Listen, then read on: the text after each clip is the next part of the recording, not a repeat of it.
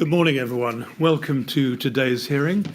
Today we're going to hear evidence from another survivor of the fire, Mr. Edward Defan. I think that's right, isn't it, Mr. Millett? Yes, Mr. Chairman, good morning, it is. Can I call now Mr. Defan, please?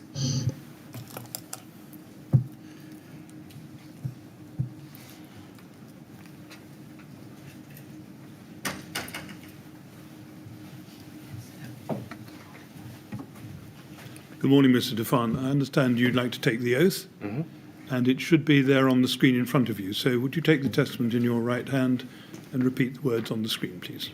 I swear by Almighty God that the evidence I shall give shall be the truth, the whole truth, and nothing but the truth. Thank you very much. Now, sit down and make yourself comfortable.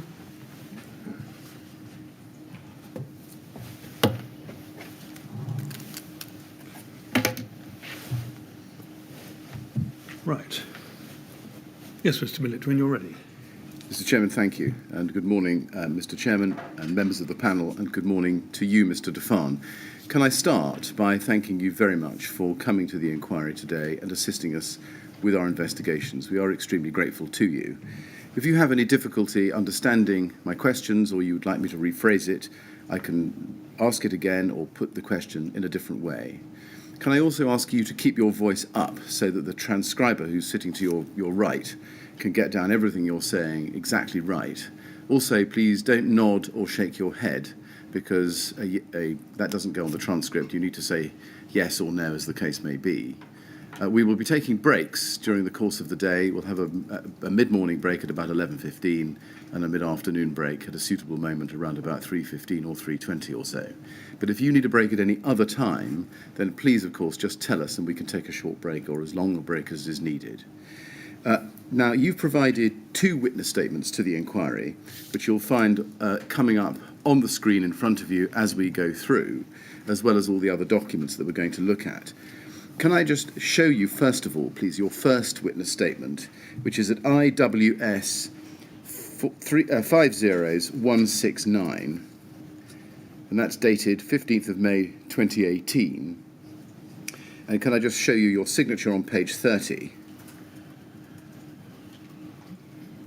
You'll see a signature there, above the date 15th of May 2018. Is that your signature? It is, yes.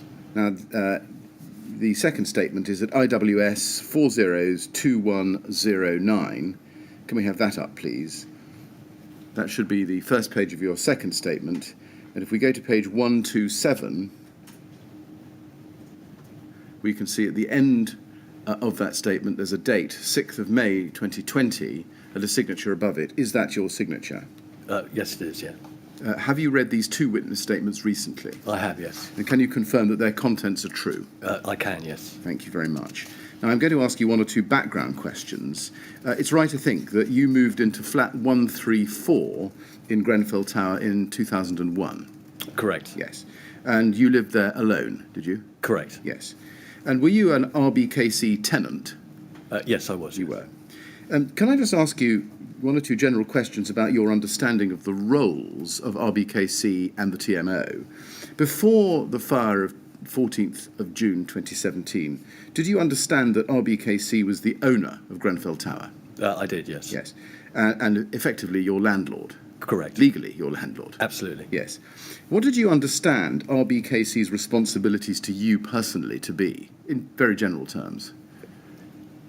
To me personally, I felt, because I was aware of the role of the TMO as their managing agent, for me, the prime role that I saw of RBKC was to actually scrutinise what the TMO were doing as their managing agent. So, I mean, I saw them as the owners of the building, but I was aware that they'd kind of, allocated the management of the building to the TMO. And so for me, my main focus on what RBKC's role was towards me was to scrutinise the KCTMO. And what did you understand the TMO's responsibilities to you personally to be? The management of the building, the safe management of the building. I felt that they had a duty to treat us with respect and to value us as their tenants, and that we should be able to live in a safe, clean, healthy environment. Yes. Now, I'm going to develop that a little bit and ask you some questions about the means available to residents such as you who wanted to engage with or about the management of the tower. First, can I ask you about the TMO board? Did you know that the TMO was managed by a formal board? I did, yes. Yes. And were you aware of the requirement that the chair of the TMO board had to be a tenant or a leaseholder? Yes, I was aware of that, yeah. Were you aware that you yourself could become a member of the TMO board? I was aware of that, and in fact, I had considered becoming a board member on a number of occasions. Why did you not? The truth is that it just made me feel physically ill to think that I would have to get that close to the centre of what was going on. Was that always the case? It's not always the case, because my kind of souring of my relationship with the TMO didn't really occur until about 2012, and particularly around when we first applied to become a residents association, and we met with this kind of duplicitous answers around, I don't know if we're going to go into that later, but that was kind of the first. I mean, I'd heard from people in my role on the EMB board and working with different groups around the CALP project, kind of quite a lot of stories about the TMO, but my own deterioration in my relationship only really started occurring around the request to form a residents association, and then subsequently how our initial concerns around fire safety were dealt with, which initially were around vehicles parked in the emergency bays underneath the tower. And then the real kind of catalyst for things going kind of in a downward direction was the power surges that occurred in May 2013. And, you know, that was a big wake-up call for myself, and I think for many residents above the 10th floor that were affected by what happened then. Was there a time before 2012 or perhaps 2013 when, before your relationship with the TMO soured, as you put it, you were nonetheless interested enough in the management of the building to want to become a member of the TMO? So until around sort of 2009 till 2010, I was extremely busy with university and social working and stuff like that. I took over a caring role about 2009, 2010, and it was around that time that I actually began to focus a little bit more on kind of issues closer to home. I don't remember in that time actually considering joining the TMO board at that point, but it was maybe a bit later on when I kind of felt, you know, I felt almost like a duty to enter the belly of the beast, but it made me feel so ill that I couldn't do it. I see. Okay, well, we'll develop that a little bit as we go, and we'll come back to some of the things you've mentioned in your answer just now, about particularly things like vehicular access. Before we do, can I just ask you about your membership of the EMB, the Estate Management Board? Now, we know, and correct me if this is wrong, Mr. Defan, but before 2014, the EMB, or Estate Management Board, was responsible for the Lancaster West estate, including Grenfell Tower, wasn't it? So my understanding of the EMB, and I believe that I joined the EMB, I was given a pack when I first became a tenant in Grenfell Tower. But my understanding of the EMB is that it was quite a kind of like fast, quite a novel and exciting idea that tenants should run their own estates, and it was set up by some people that were truly motivated to do that, and for a long period of time it existed with, you know, people like Lucy Daniels, Francis O'Connor, really putting in a lot of time and effort and running the estate.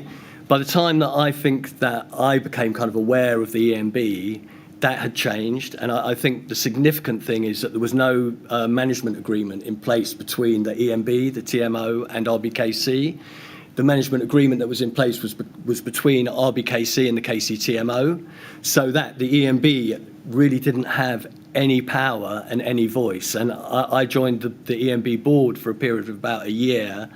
A neighbour of mine, Bernard Shaw, had encouraged me to join the EMB board, and it was very, very frustrating because we were sitting there but without any power, and we were trying to get the chair of the EMB to push forward to get the modular management agreement in place.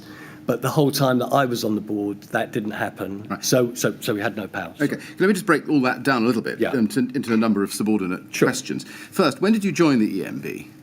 We know you were a member by May 12, but when did you join? Do you remember? I think I was an EMB board member for about a year. So I couldn't tell you exactly, but maybe early 2011 through to sometime in 2012. Right. And when did you step down from the EMB board? Do you remember that? I don't remember the date. Right. I mean, I think my best information I can give you is I was a member for approximately about a year. Right. And why did you step down? I think there's just a frustration around having absolutely no power, having to sit in a lot of meetings with the TMO. Right. Running. Okay.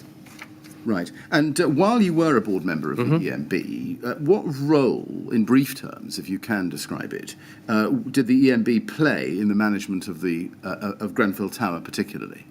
So they played no role in the management of Grenfell Tower. They played no role in the management of anything because they didn't have any power. Right.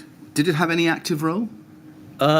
We were there to kind of listen to the KPIs that the TMO were trolling past us the whole time. Right. Which was very frustrating and was a part of my wake-up call into understanding kind of what was going on, the dynamics of the estate. Right. You say it didn't have any power. Yeah. How did it operate? I mean, obviously, Well, we had meetings. Sorry. How did it operate? It's a simple question. we had, I think, monthly board meetings. Right. And were there action points from board meetings that would be taken away and... They were definitely minuted, the meetings, Right. which was an improvement on some of the TMO meetings. Like my main focus there was to try and get, or my understanding was, as well, we had no power. The one thing we needed to be pushing for was this modular agreement, and that never happened. Right. I felt that the EMB, it kind of, in the absence of a really functioning residents' association, the EMB kind of sort of took that role on a little bit of sort of, big complaints that were sort of surfacing in the community. They would maybe address those. But it may be helpful to look through the EMB minutes, and they probably record better than I can what was going on at that time. Yes. We'll come to one or two shortly. Just on your last answer about functioning residents' association, let's look at membership of residents' associations for a moment. It's particularly in relation to Grenfell Tower. Now, in your first witness statement, if we can just look at that, please, can we go to page 7? I'd like to look with you at paragraph 18 there. And this is under the heading Grenfell Action Group. And you say there, the Grenfell Action Group, or GAG, was set up in 2010, and Francis O'Connor and I began writing the GAG blog in late June 2012.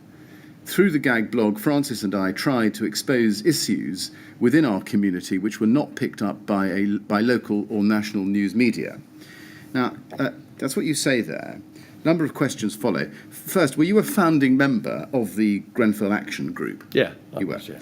Who else was a member of that group? So to begin with, I founded it by putting a poster up in Grenfell Tower, I think in June 2010. I was then fortunate enough to meet Francis O'Connor, who had been a previous EMB board member. I met Theresa Miles, who was the wife of Keith Miles, who was the chair of the Lancaster West RA. And there was an individual called Peter Martindale, who used to live in flat 144. So there were us four, and then there was Rob Reagan, who was the estate manager, estate caretaker. And I can't speak for Rob whether he claimed was a member of the Grenfell Action Group. I was conscious actually in setting up the group that when you use the word group, you probably need to be more than one or two. But I wasn't particularly bothered how many there was, and I felt that having a small amount of people, we could call ourselves a group. Yes. Why was the Grenfell Action Group set up as it was in 2010? So initially, the first poster that went up was surrounding the information that we'd received from Judith Blakeman that the CALT project was going to be take up the residential amenity around the tower, and that was I've been aware of what had gone on elsewhere in the borough in Warnington Green about kind of so-called regeneration, and the poster's there somewhere, but it calls for us to come together as a group and be aware of these things that are happening in our community. Right. I just like to say there was a kind of like around that time there was a a lot of policy documents going on. There was a core strategy and the stock options, and we were very involved with the stock option review, which was looking at the TMO's housing provision. No one had told us anything about the core strategy. I'd never been invited to any meetings by the council, and the core strategy allowed the school to be placed into our community. So yeah, it felt that we needed to do something to wake up to what was going on in our community. Now, when you say our community, as you have several times in that answer, do you mean those people living in Grenfell Tower? The Grenfell Action Group's a bit of a misnomer because it was never, in retrospect, I wish we'd never chosen the name, the Grenfell Action Group, and we called it the Lancaster West Action Group or something like that. I see. Now, as at June 2012, which is when you say you started writing the blog, you were still on the EMB, weren't you? May well have been, yeah. Well, we've seen minutes, we have minutes of the EMB meeting in May 2012, and we can look at those if need be, but would you, I don't think you would quarrel with the timing. Not at all, no, not at all. What was it that the EMB wasn't doing, which you thought you thought could and should be better done by you writing a blog? Right. Well, I'll just repeat my earlier answer to you. The EMB had no power. I see. It didn't have the ability to hold anyone to account. It wasn't listened to by anyone. It didn't have a modular agreement with anyone. It was a talking shop. It was powerless. Mr. Defan, just help me with this. Yeah. I understand what you say about having no effective power. Mm-hmm. Did the EMB have periodic meetings with the TMO to discuss problems? We had monthly meetings with the TMO would come to the monthly meetings of the EMB board. In these meetings, we would be presented with a host of KPIs. That we would have to sit there, and the TMO would present us these figures of like 98.4% resident satisfaction, whatever it was percentage with, and we kind of knew that wasn't really what. But did you have the opportunity to raise concerns as you had them with the TMO? We did. And get responses from the people in the meeting? Right, so raising issues, yes. Getting responses would be another matter, completely, due to the nature of the TMO. Okay. So would it be fair to say that the relationship was intended, maybe it was envisaged, as one of influence rather than control, but in the event there wasn't much influence? Yeah, I mean the meetings weren't great places to sit in, because if you're sitting there with no power and you're meant to be, the EMB was the estate management board, but you have no power, it becomes a little bit of that ultimately is why I left the EMB, because we had better things to do with our time than. All right, that's helpful. Thank you very much. Okay. Let's explore that a little bit by reference to perhaps an example. Can we go to TMO 00848807? TMO 00848807. These are the minutes of an EMB meeting in 2012, and the date, as you can see on the screen in front of you, is Tuesday the 15th of May 2012. Mm-hmm. And you are identified there, Mr. Defan, as the 6th person present as a board member. Yeah. Yes? And then there are officers in attendance below that, and you can see from 9 onwards, Siobhan Rumble, Mark Anderson, and number 13, Councillor Judith Blakeman, and other councillors as well. Mm-hmm. And if we turn the pages, you can see that there are matters arising on page 2, and I'll just take you through it quickly, where SR, that's Sean Rumble, confirms a number of things about handyman's job descriptions, repairs being checked, and matters of that nature. And then underneath that, under item 5 at the foot of page 2, financial report, and RB confirms that the company broke even on the year, and Lancaster West was £800 over. And then TMO update. So you've got an update from the TMO on a number of different categories of topic there: repairs and gas safety, customer service centre, and a lot of information being given to you. Yeah. And then Treasury report, and then on page 4, Grenfell Tower proposal, and there seems to have been a discussion. And let me just show you this one. ED raised, do you see in the second line? ED raised the issue of this not just being the tower, but what about the rest of the estate? MA that's Mark Anderson, stated that he agrees that investment is needed for the whole of the Lancaster West estate. However, we do not have all the funds available to do this now. RB wanted confirmation that the 6.9 million is an extra and not just capital works. And then that you could see below that, there's discussion of this. It's a one-off injection. The money is to supply cladding, new windows, own heating system, and to remodel other areas of the base of the tower. And other matters. Mm-hmm. So it looks just from that that you've raised the issue and that there's at least according to this, a discussion about it. And then underneath that, ED asked if Studio E have experience with tower blocks, mm-hmm. and if not, why are we using them? Mm-hmm. ED stated that the resident forum said they do not want the tower block to look like the academy. RB stated we still have the right to say what we like and don't like. MA confirmed that he and Bruce, that's Bruce Soanes, I think, are not involved in calc. And then there's further discussion about things like ventilation and the boilers and the heating system, etc. And at the very bottom of the page, Bruce confirmed that there is a team behind him. In time, they will attend and discuss views on the flues. The Academy and Tower are separate projects and would be treated as such. Bruce then talked through the model. And at the top of page 5, confirmed there is no damage to the tower, so we'll hold the cladding well. The cladding will give lots of insulation, and heating loads will reduce. And then if you go halfway down page 5, ED asked if Bruce could look at how the improvements will eventually tie in with the finger blocks, and then there's discussion about that. And then if you turn to the last page, at page 6, there's any other business. It was just looking at that May meeting as an example. Was that a good example of the kinds of discussion that would take place at these EMB meetings in the middle of 2012, do you think? From my memory, I do remember at least the contents of that meeting, and I remember why I would have made the comments that I made. That would be quite a functional meeting, I would say. Yes. They weren't always quite that functional. Yes. And given your ability, mm-hmm. Correct me if this is wrong, but the impression one gets from the document is that you were given a free opportunity to ask questions, and one might think ask some quite pertinent questions about the refurbishment. That may be a matter for comment at some point, or perhaps further questions later. And got answers, such as they were, from the TMO. My question is, what was dysfunctional about the EMB as a forum for residents at this point? But I don't know what answers I did get from those. I asked questions, and we could probably go through them individually, but I don't think I got any answers. Well, we'll come back. I was ever told why Studio E were the chosen architects. In fact, I was chosen but I was told that by Councillor Coleridge.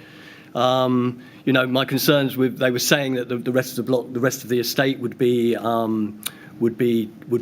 follow on in terms of investment, but I was worried about how then are they going to, if they're going to clad the tower, they couldn't clad the walkways. There were just things that didn't kind of make sense to me in some of the stuff that was going on there. And I go back to, you can see by those minutes I was able to ask questions. But the idea that we got or we got meaningful answers to those is I would dispute that. Right. This is a question I was going to ask you much later on, but sure. We'll deal with it now. The Studio E point. Let's deal with that. You just said that you actually got an answer in the end from Councillor Coleridge about why Studio E was being used, or the experience that they had with overcladding. What did Councillor Coleridge tell you? I think it's minuted in one of the Calc Forum minutes that there was a synergy between the team working on the Calc project, and it would be expedient if they were able to just transfer over to the Grenfell Tower project. Were you satisfied with that answer? No, I wasn't satisfied with that answer. I wasn't satisfied with that answer because I wasn't happy with Studio E. I wasn't happy with their attitude to us during Calc. I didn't feel that they respected us. I don't feel that they were including us in their plans. I feel that RBKC hadn't facilitated the consultation around Calc properly. I felt that Studio E had come into that process and showed no intention of involving us, and were quite happy to just go along with what RBKC wanted them to do. Now, although Mr. Soanes isn't listed as somebody present at this meeting, do you remember that he was actually there? Because he's certainly listed. I can't remember if he was there. Right. Did you? I mean, you raised the question. We can go back to page 4. You ask if Studio E have experience with tower blocks, and if not, Yeah. why are we using them? Yeah. There's the question. Did you ever get an answer to that precise question? I don't believe I did, no. Right. Did you ever pursue an answer to that precise question? I may not have pursued around the specific issue whether they had experience with tower blocks.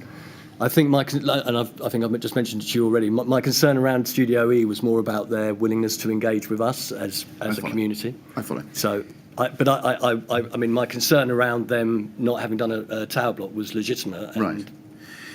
Given what appears to be free-flowing discussion at this meeting, at the very least, my next question is, why didn't you use the EMB as your platform for discussing matters of concern to the community, rather than starting a blog, which you did the following month? Right. Well, at the risk of repeating myself again, because the EMB had no power. Right. But Sorry. No, I'm interrupting No, you. we had no power. I mean, we could meet with the TMO. You see at the beginning of these minutes, there's a lot of, you sit in the meeting, there's a little bit of kind of housekeeping stuff goes on, and then the TMO kind of just assaults you with these figures that you know are not true, and then you kind of leave the meeting, and there was a kind of not a very good atmosphere in the meetings. It didn't feel that this EMB was a powerful organisation that had some standing and could make things. So it just didn't feel, the EMB didn't ever feel like the right vehicle to bring meaningful change to the estate. Right. I wasn't a member of the EMB back in the early 2000s, and then it may have been a completely different different case. But while I was a member of the EMB, it was not a good experience. It was. Just help me with one thing before we leave the minute, Sure. if you wouldn't mind. Can we go, please, to page 6, under any other business? You can see that it says under 9.6, RB, that's Robert Bryans, who was the chairman, I think, at that time, confirmed that talks are now taking place with regards to the MMA. Right. The schedules need modifying, it's work in progress, and once it's been formatted, it can be shared. What was that about? What was the talk about the MMA? Well, that was exactly what I've been talking about. So, yeah. So what happened to that? I mean, as far as I know, it was never signed. Right. Why not? I don't think RBKC wanted the EMB to have any power. I don't think the TMO wanted the EMB to have any power. I don't know that the EMB at that stage was really capable of, the responsibility of that power, to be quite honest. That's not being rude about, but it just, the enthusiasm, the knowledge had kind of disappeared a little bit, and it was more like a kind of RA than a kind of management organisation, I would say. I see. Can we go back to your statement then, IWS 50169, page 7, and just look at the next paragraph, 19. You say there, in the first sentence, we wrote the gag blog to document what was happening to us as a community. What was happening to you as a community that prompted the blog? So 2012, when we started, and if I'm talking about the gag blog, then I just have to talk about it from my own perspective. It's not fair for me to speak on behalf of Mr. O'Connor. Of course. So where were we in 2012? We were, June 2012. So we'd come quite a long way in the calc process through the consultation and the calc forums. I think we'd had a year of calc forums. And I think primarily, to begin with, the blog, we felt, gave the community on Lanc West a voice to deal with what was going on in the Kensington Aldridge Leisure Centre project. And, it was a massive impact on our community. It took up all our residential space. It was going to, impact our lives, and as kind of having a massive building site in your backyard for 2 years. And and the way that we would, I always thought that the Grenfell Action Group probably wouldn't have carried on existing after calc if we'd been treated with some respect during calc, but we weren't. I'd like to say, I've been very, very lucky in my life, and until I encountered the kind of disempowerment that happened to us during calc, it came as a shock that people could be treated the way that we were being treated. And I wasn't, and Francis wasn't, and Peter Martindale and a number of other people weren't going to just sit there and be treated like this. We were going to do something about it. Right. Now, the doing something about it, of course, happens in the June of 2012, as you've said, when you start writing the blog. Was there a reason why you didn't say what you've just said to us here today just now at the EMB meeting on the 15th of May 2012, only a month before? I think that we were trying. I think that our dissatisfaction was being expressed through the CALP forum, through the EMB. I mean, after my comment, you've got Rob Bryan saying, "But we're still free to say what we want to say." So it gives you a hint of kind of what it was like, you know. And I hope I have a chance later on to explain what it was like. It felt. I mean, I'd never been a great fan of blogs. I don't think I really understood a lot about them when we first started it. The power of being able to use the blog as a forum, as a way of getting a voice out. But look, I'm immensely proud of what we did with the Gag blog. I'm immensely proud that we were able to manage to record what was going on, because as the next sentence in my statement there says, we didn't think we could actually change or make a difference because no one was actually listening to us. But we were determined that what was happening to us was going to be recorded, and I'm just so grateful that it has been recorded.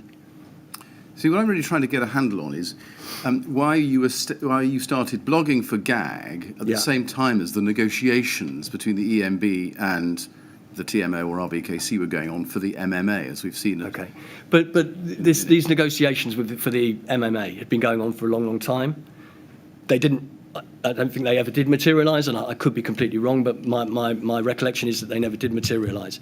I mean, I'd just like to just be quite explicit that the EMB did not feel like a forum, despite what those minutes might show, where we could bring meaningful change. We didn't have any power, and we were able to raise our issues, but our issues didn't get dealt with. Right. That's my evidence to you. Yes, I see. I mean, was the real point of Gag and the blog, and tell me if this is unfair, Mr. Defan. Sure. Please do. But it was the real point of Gag and its blog to act as a protest group for residents to challenge and take on the TMO. Protest group.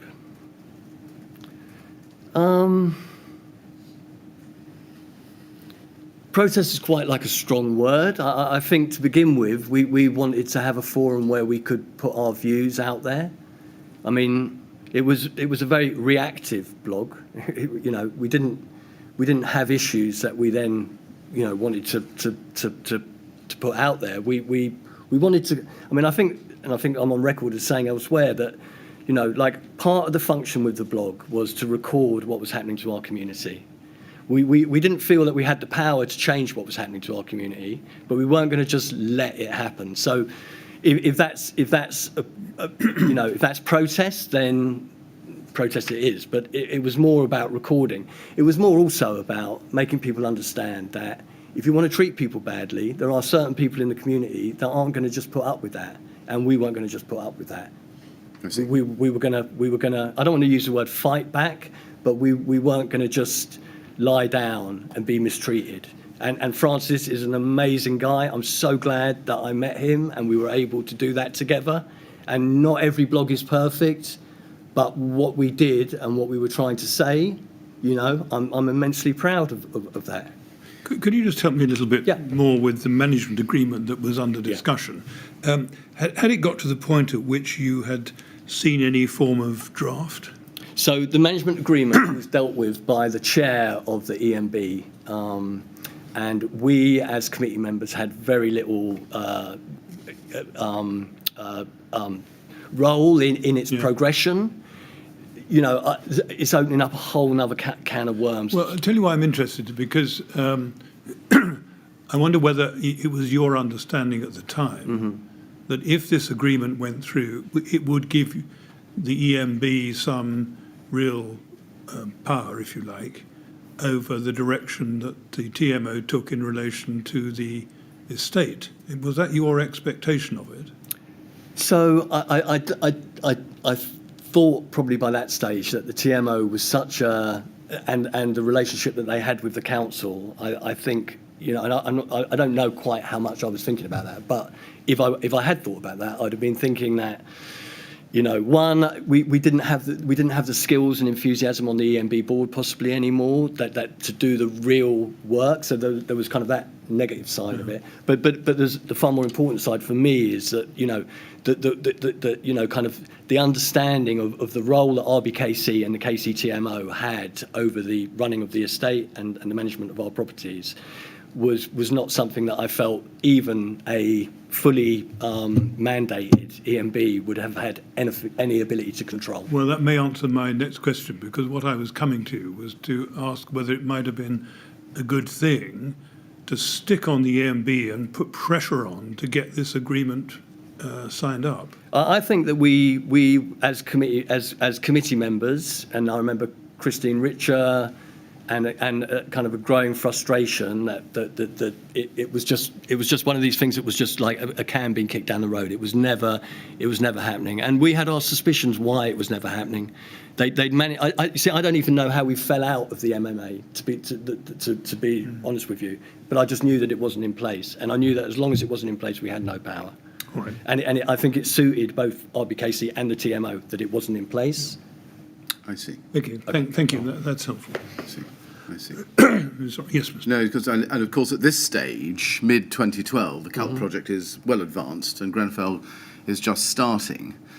Did you get a sense that the TMO, and again, tell me if this is unfair, either to you or to the TMO, but that you get a sense that they had control over both speeds, as it were, so that they had control over certainly the Grenfell Tower refurbishment, which was going on in parallel.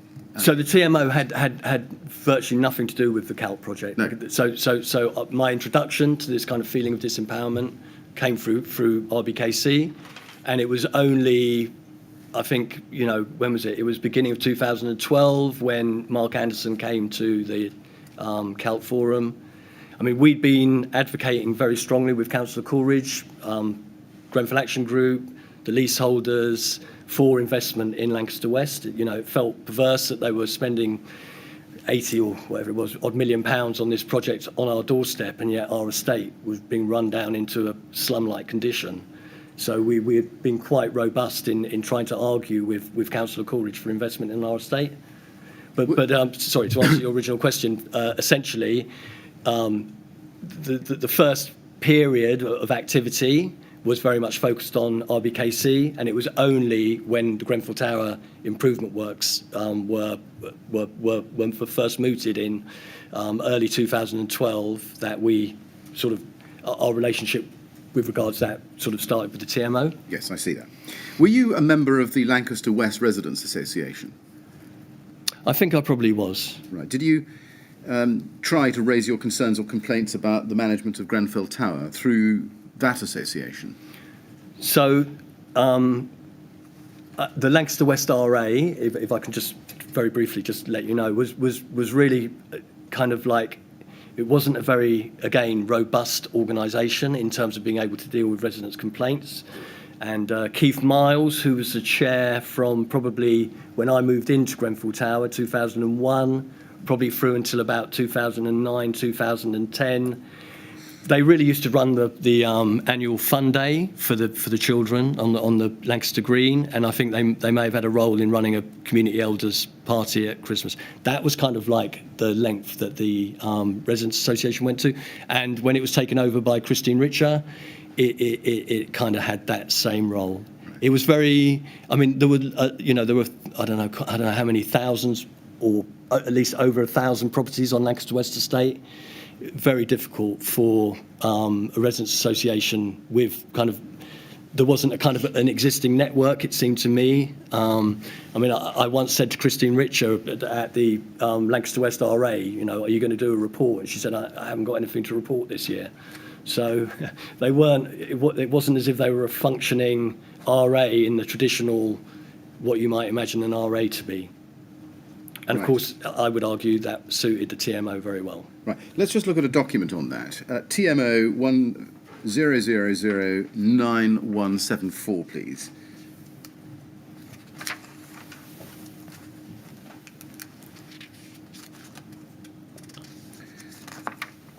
This is an email exchange between Councillor Blakeman and Siobhan Rumble in May 2015. And you can see at the very top there, Mr. Defan, that Councillor Blakeman says, here is the latest from Mr. Defan's blog. His comment on the Residents' Association is rather ironic, given that it was he and his companions who disrupted the AGM and forced it to be abandoned, to which Councillor Lashari and I can testify, since we were both present. Now, I wanted actually to look at what was below that with you, but just before I do you know who Councillor Blakeman is referring to there when she refers to your companions? I do know who I'm not going to say who they are. I do Right. know who they are, and it was not a good evening, and I remember I totally dispute that I disrupted the meeting, and but there was some disruption at that meeting. All right. Can we just look below that then, where she copies an update from the Grenfell Community Unite? Now that's a different. Sorry, what date is this? This is May 15. Okay. This is 3 years after the document we've been looking at. Right. So if you go a little bit further down the screen, you can see that there's something that says update from Grenfell Community Unite. And of course, by this stage, Yeah. Grenfell Community Unite had been in existence for about 2 months or so. Yeah. Now, she says, or she quotes here, just underneath update, despite the best efforts of the TMO and the warped thinking of their resident engagement team, the newly formed residents group at Grenfell Community Unite goes from strength to strength with new members joining all the time. And then a little bit lower down, it says on page 4, if you go down to that. Sorry, Mr. Miller. Can I just ask, who is this? Where's the update from Grenfell Community Unite? Who's? I believe, well, I was hoping you were going to be able to tell me that, but that is what it looks like. Or it looks like something from the GAG blog, but is that wrong? And the reason I say that is because it seems to have been posted, if you look a little bit above that, under the HTTPS references there. Right, I haven't got that on my screen. Okay, Yeah, I have now. I think you. Right. Right. Okay. My. That's okay. That's okay.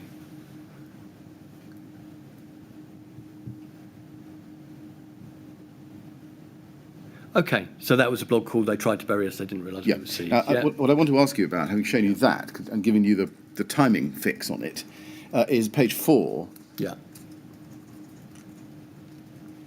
And what I think she's done here is linked in some emails with your blog, but it's the blog bit I'm interested in. And in the second paragraph on page 4, it says, Miss Williams refers to an ongoing relationship between the TMO and the Lancaster West Residents Association, which supposedly represents all residents of this estate.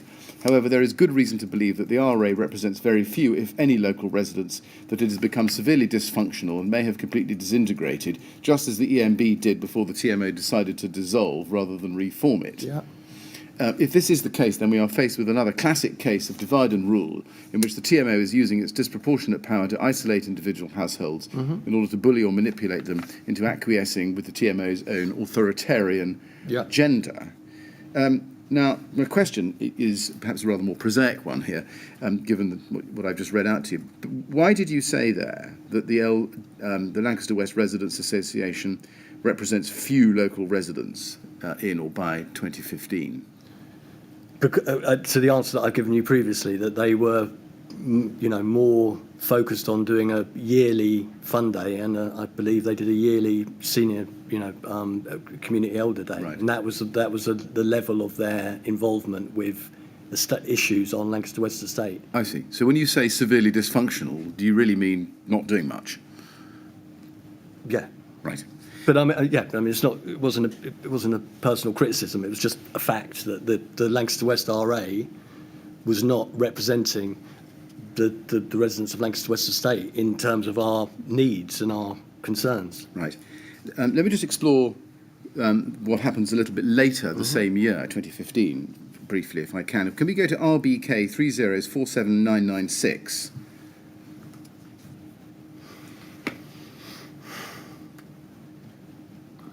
These are the minutes of a joint management meeting between RBKC and the TMO. Yeah. Now, of course, you're not present at that. Dated the 2nd of December 2015. If we go to page 2, please, we can see an agenda item 3, governance issue on estate management boards. And it says, I'll just read it to you, the new RA at Lancaster West are doing very well and don't appear to be entertaining Eddie Defan and his followers. It has been noted that Eddie Defan is trying to put forward a motion of no confidence in the TMO and wants to start a new EMB. The EMB predated the TMO and their agreement was signed without legal advice. This, along with the fact that they were not transparent in their accounts, could work to our advantage as they have £6,000 of debt outstanding. Now, just pausing there, we know from other documents that in 2015 a new committee had been elected to the Lancaster West Residents Association. Do you agree with what is stated here in the minutes of this meeting, that the new Residents Association was not, as it's put, entertaining you? No, I don't agree with that at all. I mean, I think I've seen other documentation that proves how willing we were, as a compact, we were to reach out to the new joint chairs of the Lancaster West RA. And in fact, we did work with them around the issue of the removal of our community rooms. Right. So I don't agree with that at all. Can you help me with the reference in the fifth line down? The EMB predated the TMO and their agreement was signed without legal advice. What agreement? So I don't know, but I would suggest maybe that is why the MMA broke down, and because there must have been a reason why the agreement broke down. But I'm not an expert on the prehistory of the EMB, I'm afraid. Right. When it says in the previous sentence that you were trying to put forward a motion of no confidence in the TMO and wants to start a new EMB, was that correct? So, look, I didn't do much tail pulling. I think 99.9% of our blogs were kind of like really dealing with the actual facts. I have to admit that it was a bit of a tail pull to the council to say that we were going to set up a new AMB, because I knew how much they didn't want that to happen. So it was a little bit of roguish behaviour. Well, we'll come to that, because Okay. I think you do say in your statement, we'll come to it in a moment, that was an insincere suggestion, if I can put it that way. I wouldn't say insincere. It was like, I play a lot of cricket. In cricket, you always do what the opposition don't want you to do. Yes. And they wouldn't have wanted to set up a new AMB. So Right. that was the reason we did it. I shall bear that in mind. We did it. Okay, well, we'll come back to that point later. Did you attempt to put forward a motion of no confidence in the TMO at a meeting of the Lancaster Rest Association? I can't remember doing that, no. All right. Can I then ask you some questions about the Grenfell Compact? And you refer to that organisation in your witness statements, and particularly your second statement at paragraph 139 on page 52. I don't think there's a need to go to it unless you want to see that. But in general, would you agree with the description of that document, of that entity, such as it was, that it was a residents group set up during the Grenfell Tower refurbishment, specifically to represent the concerns of the residents of the tower about the tower's refurbishment? That is correct. Yes. Can we go to IWS 402109, your second statement, at paragraph 143, at page 53?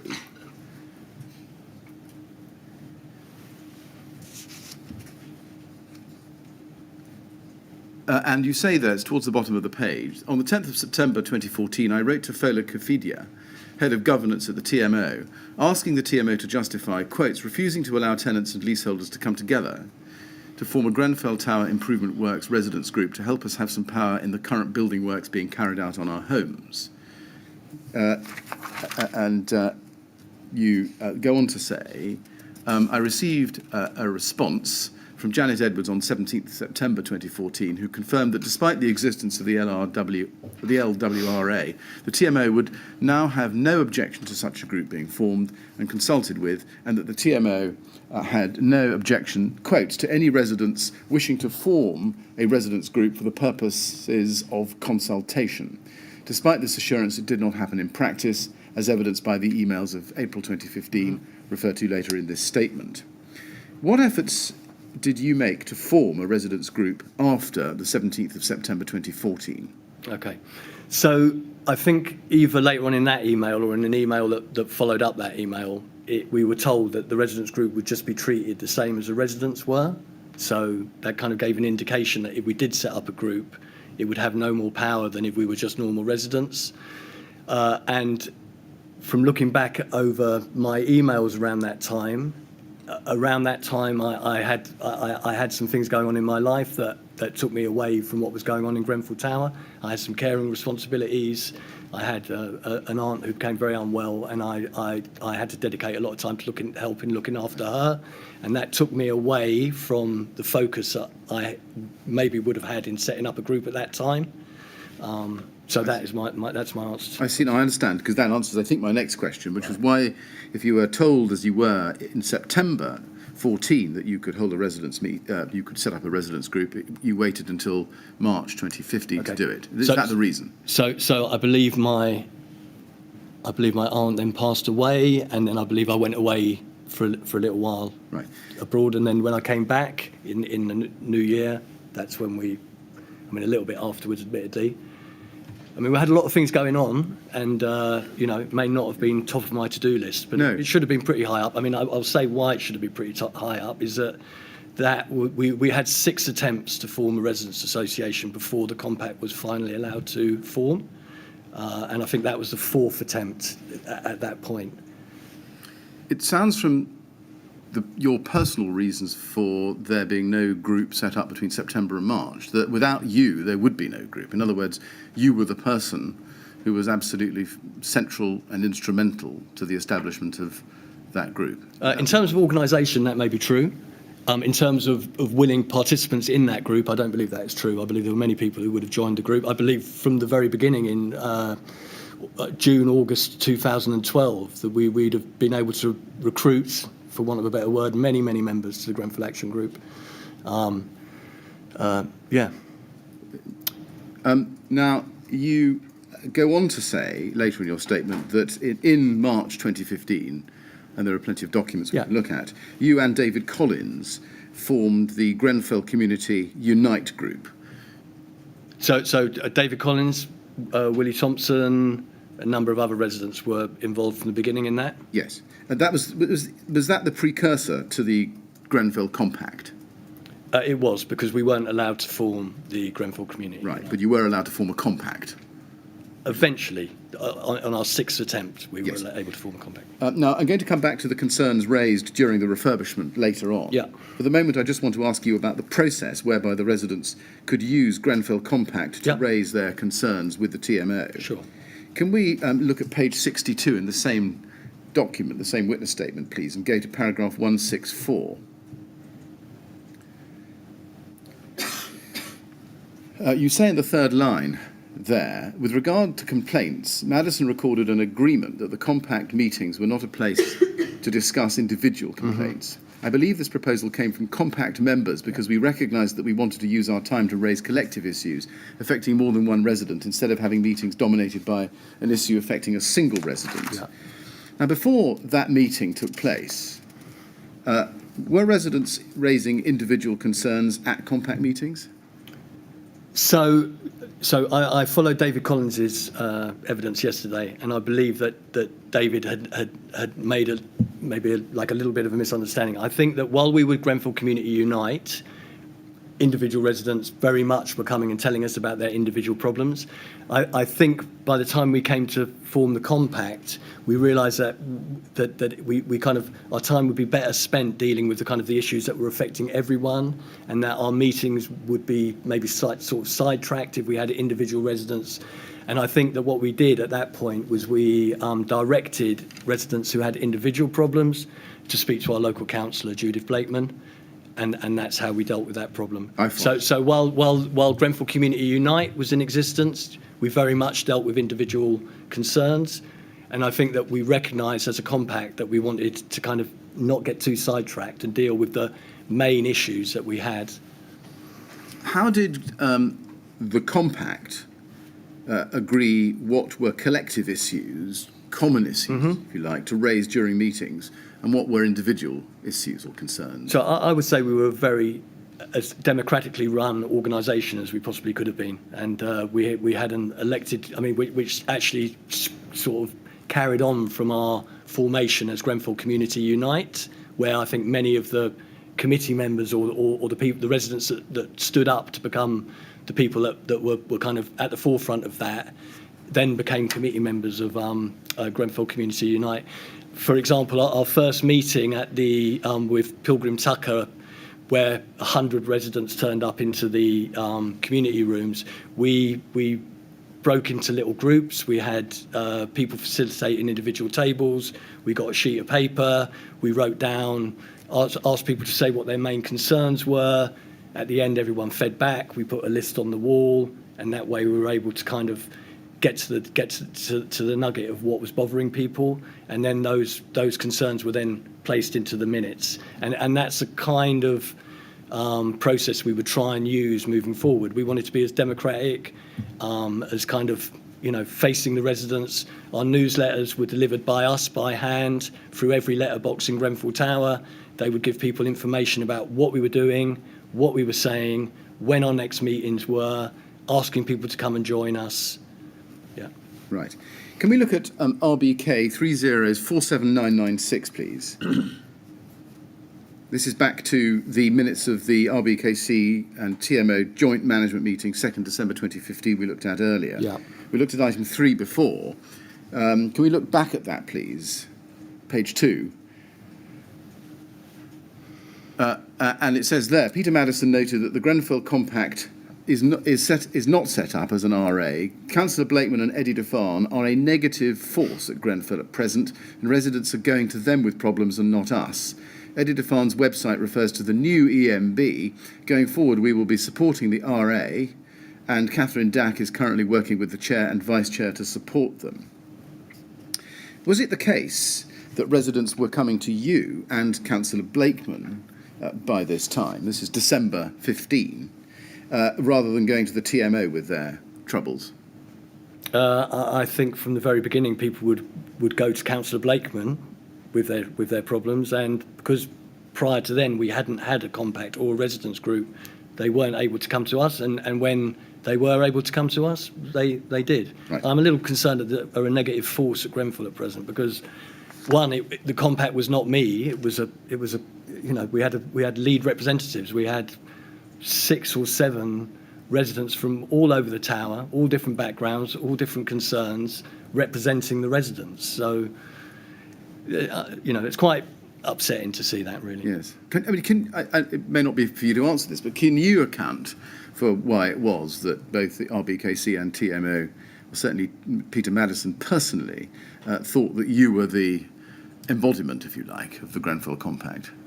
Probably because I've been quite active for quite a long time, and had been quite prepared to stand up and challenge what was happening to our community. What reasons did those residents who would prefer to come to you or Councillor Blakeman give for doing so rather than going directly to the TMO and using their complaints process? Well, because they would have known that using the TMO's complaint process was a complete and utter waste of time. Going to the TMO with any issues was a complete and utter waste of time. The TMO were a completely, non-functioning, non-resident focused organisation. I don't think they really cared about their residents at all. They do as little as they possibly could for their residents.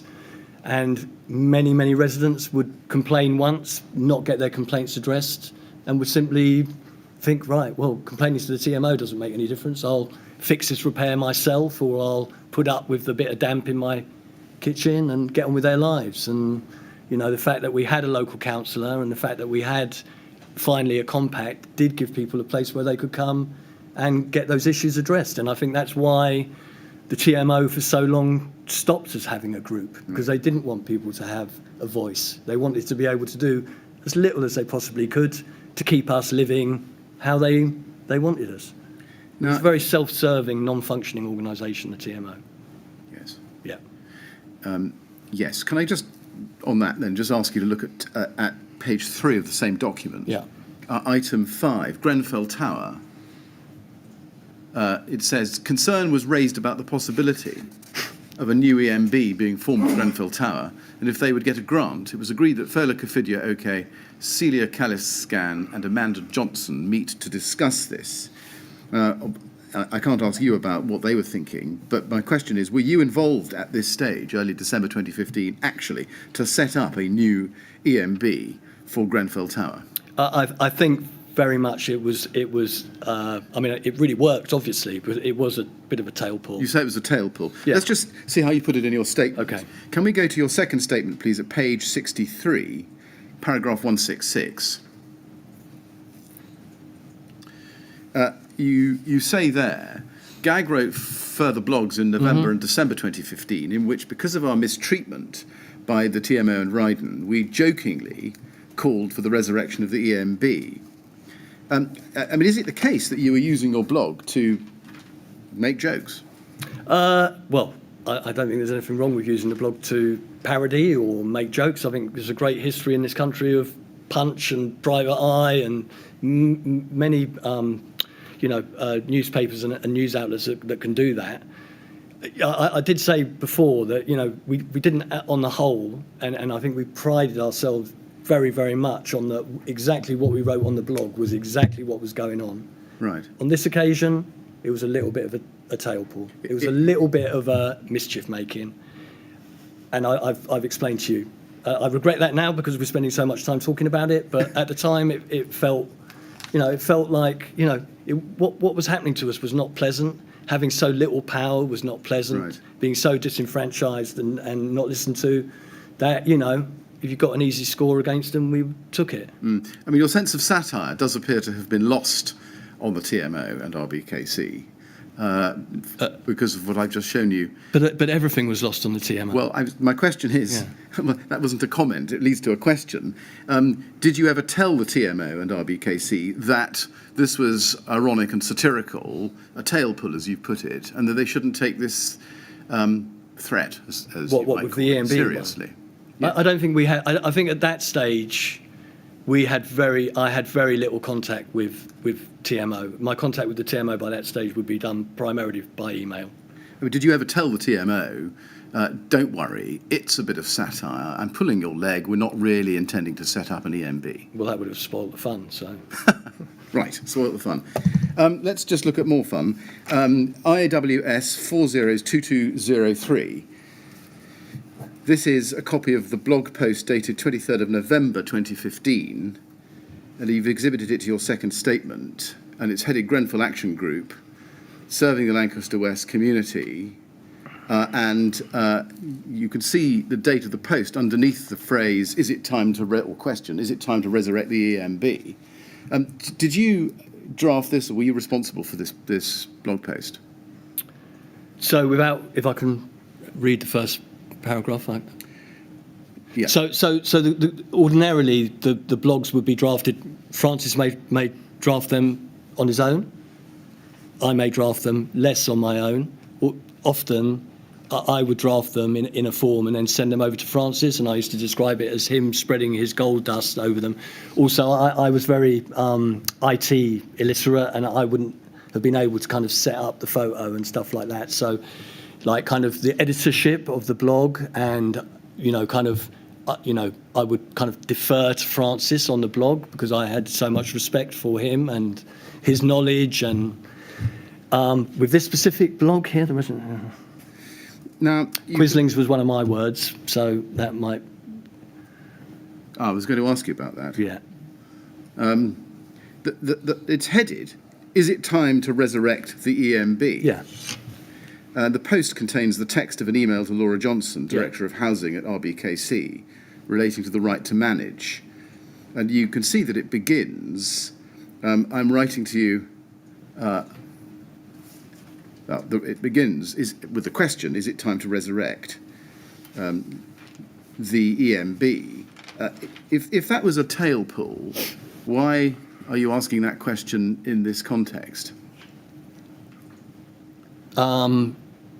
So there was a little bit of kind of animosity left over at the closure of the EMB and how that had happened, and the fact that I think people had always felt that the RBKC was coming after RBKC was coming after the EMB to close it down, and that rather than support the members and the committee of the board to make something work, they were quite happy for something else to happen. And I think just if I can go back to the letter, which I can't see on my screen at the moment. Let's go to page 2. That was my fault for skipping back to the heading. If we go to page 2, you set out the text of the Lancaster West residents' letter to Laura Johnson. Yeah. And the first paragraph of it says, "I'm writing to you on behalf of a group of Lancaster West Estate residents who wish to pursue their legal right to re-establish the Lancaster West Estate Management Board in order to return some control and power to our community." Yeah. And in the third paragraph, you say, according to the National Federation of Tenant Management Organisations, a tenant's guide to the right to manage, our community is required to wait a period of 2 years before we can apply to reinstate the EMB. Yeah. If this was a tail pull, why were you writing to Laura Johnson, asking her in what appears to be all seriousness to re-establish the EMB? Well, that was the nature of. I mean, I don't. Tail pull may not be the. I mean, that was the nature of what we were doing. We wanted to get them to think that we were going to restart the EMB. Yes, I mean, but there's nothing in the contents of the email, at least that I've shown you, and so far as I can see anywhere else, that would indicate to Laura Johnson that you were joking and not serious. But it wasn't. The joke was on her. Not. She wasn't part. She wasn't in on it. It was on her. But a joke doesn't really feel like the right. Yeah. I mean, it was a, yeah. It is what it is. I mean, If we go back to the foot of page 1, you remarked on it a moment ago. I'll read it to you. It says, "The residents of Lancaster West Estate have had enough of seeing our homes and community run into the ground by the RBKC and their quislings at TMO. Many of our readers will be familiar with the underhand and duplicitous manner in which the Council and the TMO closed down the Lancaster West Estate Management Board in 2013, and in so doing seized from local residents what little control they had previously exercised over homes and services at the Lancaster West." And then it goes on over the page, and you refer to the TMO as abusers there. yeah. Can you just tell us why you chose to use the language and tone that we've seen in this blog? In this blog or in all our blogs? Well, is this on the basis that this blog is representative of the tone and language that you did use in the blog? Yeah. All of them, I guess. Yeah.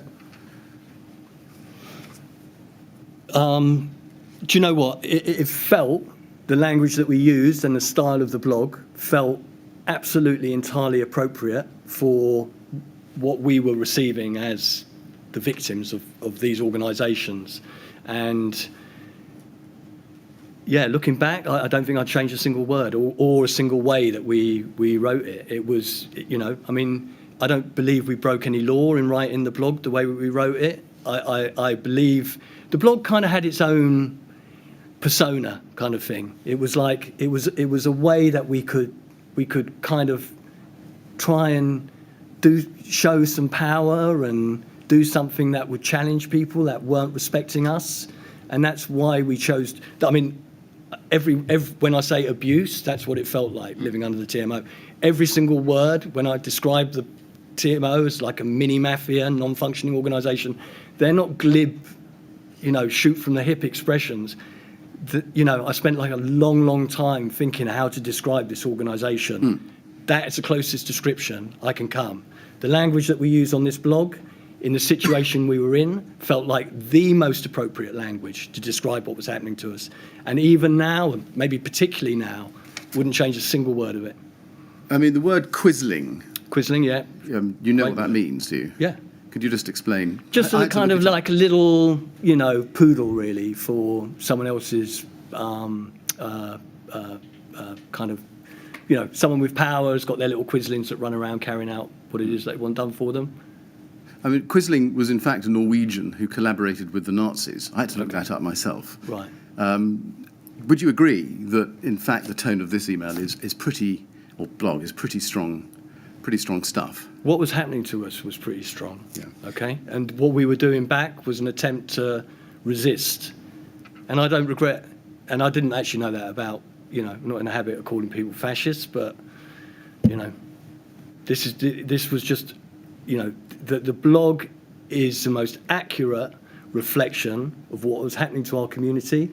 I think there are about 80 blogs that document what was happening to our community, and I can't speak for Francis, but I don't think we changed a single word or a single, it was what we were trying to say. We wanted to resist what was happening to us. Yes. I mean, the question, the reason I'm asking the question is really about style. I mean, did you think at the time that this sort of language, I won't use an adjective to describe it, we can read it, would actually work and get the TMO on your side, or just entrench them further? But it wasn't a matter of being entrenched further. It was the TMO were the organisation that they were. This wasn't going to. I mean, I think in fact you'll find like a lot of our personal emails that we write to the TMO, we are always willing, from the compact or myself individually, was always willing to wipe the slate clean. Let's start again. Let's make the Grenfell Tower Improvement Project work for everyone. I mean, having looked back on them, I'm amazed at how conciliatory, after everything we'd been put through, we were. The blog was slightly. I'm trying to explain. It sort of had a slightly different persona. It was there to record what was happening to us, and another theme of it was to ask for an independent investigation of the KCTMO, which never happened. I don't believe that us writing what we wrote on the blog would have made the TMO treat us any worse than they did. My evidence to you is that they couldn't have treated us much worse than what they did. Yes, I understand. Can I then look at a different topic? And Mr. Chairman, it's a little bit early, perhaps, for the morning break, but it might be sensible to take it now. Would that be more suitable? Well, I'm Yeah, about we to can do start that. on something. I'm No, we about to can look do at the that. complaints process with Mr. Defan. Yes. It may be sensible to take it now. I can pursue it a bit further. Before. No. If that's a good point, we'll Yes, take probably it. is. Well, Mr. Defan, as Mr. Millett said, we have a break during the morning, slightly earlier than usual, but we'll take it now. We'll come back, please, at 11:30. And while you're out of the room, as I've said to every other witness, please don't talk to anyone about your evidence or anything to do with it. Of course. All right. Thank you very much. Right. Would you like to go to the usher then, please?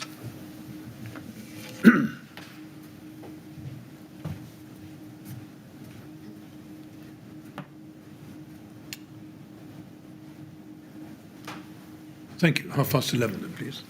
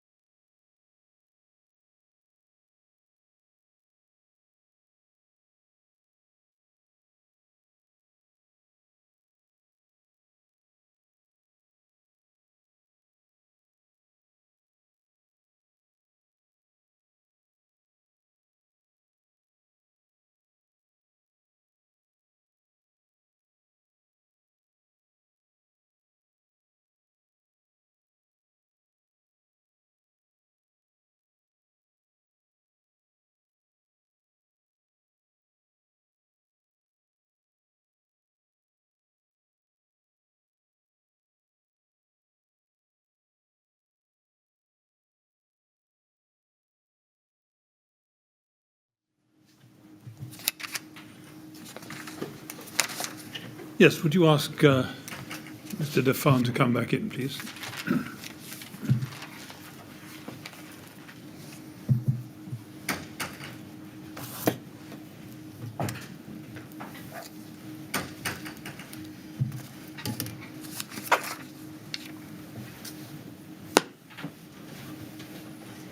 Right, Mr. Defan, ready to carry on? I am indeed. Thank you very much. Yes, Mr. Miller. Mr. Chairman, thank you. Mr. Defan, I just want to ask you one or two general questions about the complaints process, because you've referred to that a number of times in your statements.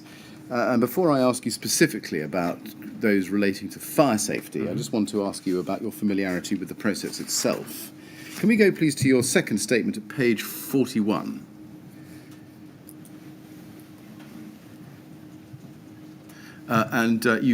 You say there, having set out at paragraph 99 your recollection of the TMO complaints process being a three-stage process. At 101 you say, often I would lodge a stage 1 complaint through Councillor Blakeman, who would write an email on my behalf to the KCTMO.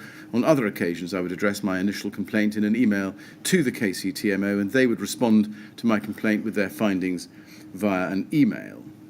I felt I seldom got any satisfaction from stage 1 of the complaints process, so I would often then escalate the complaint to stage 2. My question is, why did you lodge a complaint particularly through Councillor Blakeman? Okay, I think in a way I should have written that the other way around. It's like initially I started writing my complaints myself, and then when I understood that they weren't going to be addressed in any kind of meaningful way by the TMO, I enlisted the help of Councillor Blakeman to submit my complaints. Why her in particular? She was our local councillor. I see. Yeah. And how did you decide when to ask Councillor Blakeman to raise a complaint on your behalf and when to do so yourself on your own behalf? I don't think I had any particular. I mean, maybe if it felt particularly grievous, I'd go to Blakeman, Councillor Blakeman, and I think with door 136 I used her, and I think I think maybe if I felt it was particularly bad, I might enlist her help, and if not, I'd just send my own emails off and be pretty sure of the response I was going to get anyway. So. Yes, I see. Can we go back a page in your statement, please, to paragraph 98 on page 40? You say there, as far as I know, the TMO would collect information about the time it took to respond to the complaints, but there was no scrutiny over whether the complaints process was effective, whether the TMO learnt from complaints, and whether complaints received proper disclosure of information relevant to their complaints. So there could be a level playing field between a complainant and the TMO. Yeah. How did you learn that the TMO was collecting information on the time taken to respond to complaints? I'm not sure how I knew that. I did know quite a lot about the TMO, and I don't know how I would always find those things out, but I don't think I had their complaint procedure until like a bit later. I'll tell you, maybe it was when I was at the EMB board meetings and they would tell us how many complaints they had, because they did run a lot of figures past us. But there was no scrutiny over the complaints process or any learning from it? Because there was no scrutiny over anything that the TMO did. How did you learn that? You stated it as a fact. Sorry about sounding thing, but just through bitter experience of being a resident of the TMO for a long time. I see. So would it be fair to say that you, although you didn't know personally, because you weren't within the organisation, you inferred from the way you felt you were treated and others that there can't have been any scrutiny? Yes. I see. Now, looking at RBKC, as you understood it, was the RBKC complaints process separate and independent from the KCTMO process? It was, yes. Right. Were you aware that it was a 4-stage process for complaints? No, I knew it always ended up with the monitoring officer, Laverne Parker. The different. I mean, I knew the TMO was 3-stage, and did I know that the RBKC was 4-stage? I might not have done. Right. I mean, before the fire, had you ever seen any policy or any guidance on how you could make a complaint to the RBKC? I don't think. I think the only policy document I had came from the TMO very, very late. In my experience, like maybe 2016. Up until then, it was all a self-learnt experience that I went through. Right. So I learned how the process worked by going through it myself on, multiple occasions, I'm afraid. Right. Going back to the TMO, Yeah. Is it your recollection that you never actually saw the TMO complaints policy until 2016 as Correct. a document? I see. Correct. Did you ever ask to see it? I asked to see it in 2016 because I was challenging how long a complaint of mine was taking to be responded to. Yes. And so and at that point that indicates to me that I hadn't seen it before. Yes, I So I requested it in an email. I see. And why had you not asked to see it before 2016? Because I was getting quite. I'd been through the process so many times that I'd kind of learnt it myself. I think Right. it would be my explanation to you. Did you ever actually consider making a complaint direct to the council, to RBKC? I made many complaints to RBKC, Right. mostly around freedom of information Yes, but through their complaints process. through their complaints process. I see. Now, you also say in your statement, paragraph 68 paragraph 180 on page 68, don't think there's a need to look at it, that one of the purposes of RBKC's Housing and Property Scrutiny Committee was to scrutinise complaints brought to them by residents. Yeah. And you say that it was inadequate because of the way it dealt on two occasions when complaints were brought to it. My question is, how did you learn yourself that you could bring a complaint to the Housing and Property Scrutiny Committee? I would suggest probably through Councillor Blakeman. I see. Yeah. And were you aware that the TMO reported to the Housing and Property Scrutiny Committee? Yes, I was aware that to me, the Housing Property Scrutiny Committee was like the High Court, if you know what I mean. If we managed to get a complaint to them, that was as high as it was going to go. There was no higher scrutiny. I didn't know about the Homes and Communities Agency, which actually was a higher power we could have gone to. Right. But yeah, that's so. And as I explained when we first spoke, my understanding of RBKC's role was to scrutinise the KCTMO Yes. and their performance. Yes. Now, I want to ask you some questions about some specific complaints, Sure. and there are quite a few questions here. And I hope you'll appreciate it's important that we look at those that are focused on fire safety Yep. in particular. So that's what we're going to do. And that's going to mean looking at a number of different pieces of email correspondence. Now, they'll appear on your screen, and one has to navigate one's way through them because sometimes the strings are a bit long, so bear with me. Now, your first statement to the inquiry, page 9, if we can look at that, says this at paragraph 24. Under emergency vehicle access, you say, first, Francis and I raised concerns that the regeneration of the area and the overdevelopment of the space around Grenfell Tower restricted access for the fire brigade. This is something we highlighted when we saw the plans for the new Kensington Aldridge Academy and new leisure centre, Calc. It was also picked up by Planning Aid for London, who prepared a report which GAG were funded to obtain. We published that report on our blog at the following website address, and then you give it. Why were you concerned about access for the fire brigade specifically to Grenfell Tower? Why were we concerned? Yes, why were you Specifically? concerned specifically in relation to Grenfell Tower? I lived on the 13th floor of a tower block, so you'd obviously be concerned about how the fire brigade were going to get to you if there was a fire. No, fair enough. My question perhaps wasn't a good one. What had prompted the concern that you describe here? So during the Calc project, there was a large car park at the base of the tower that was kind of used as in a way almost a health and safety resource. It was where people could park their cars. It's where tradesmen would park their cars. The emergency services used it as a resource during the carnival, and it felt that if that was taken away and a kind of road was created between Silchester and Grenfell Road, that the kind of situation that was in place would be compromised by that. And that was some initial concerns that we had during the Calc project, and they were well documented as it says here, in the Planning Aid for London document, in emails that we sent to the council. And what we predicted happened when the Calc project started in January 2013.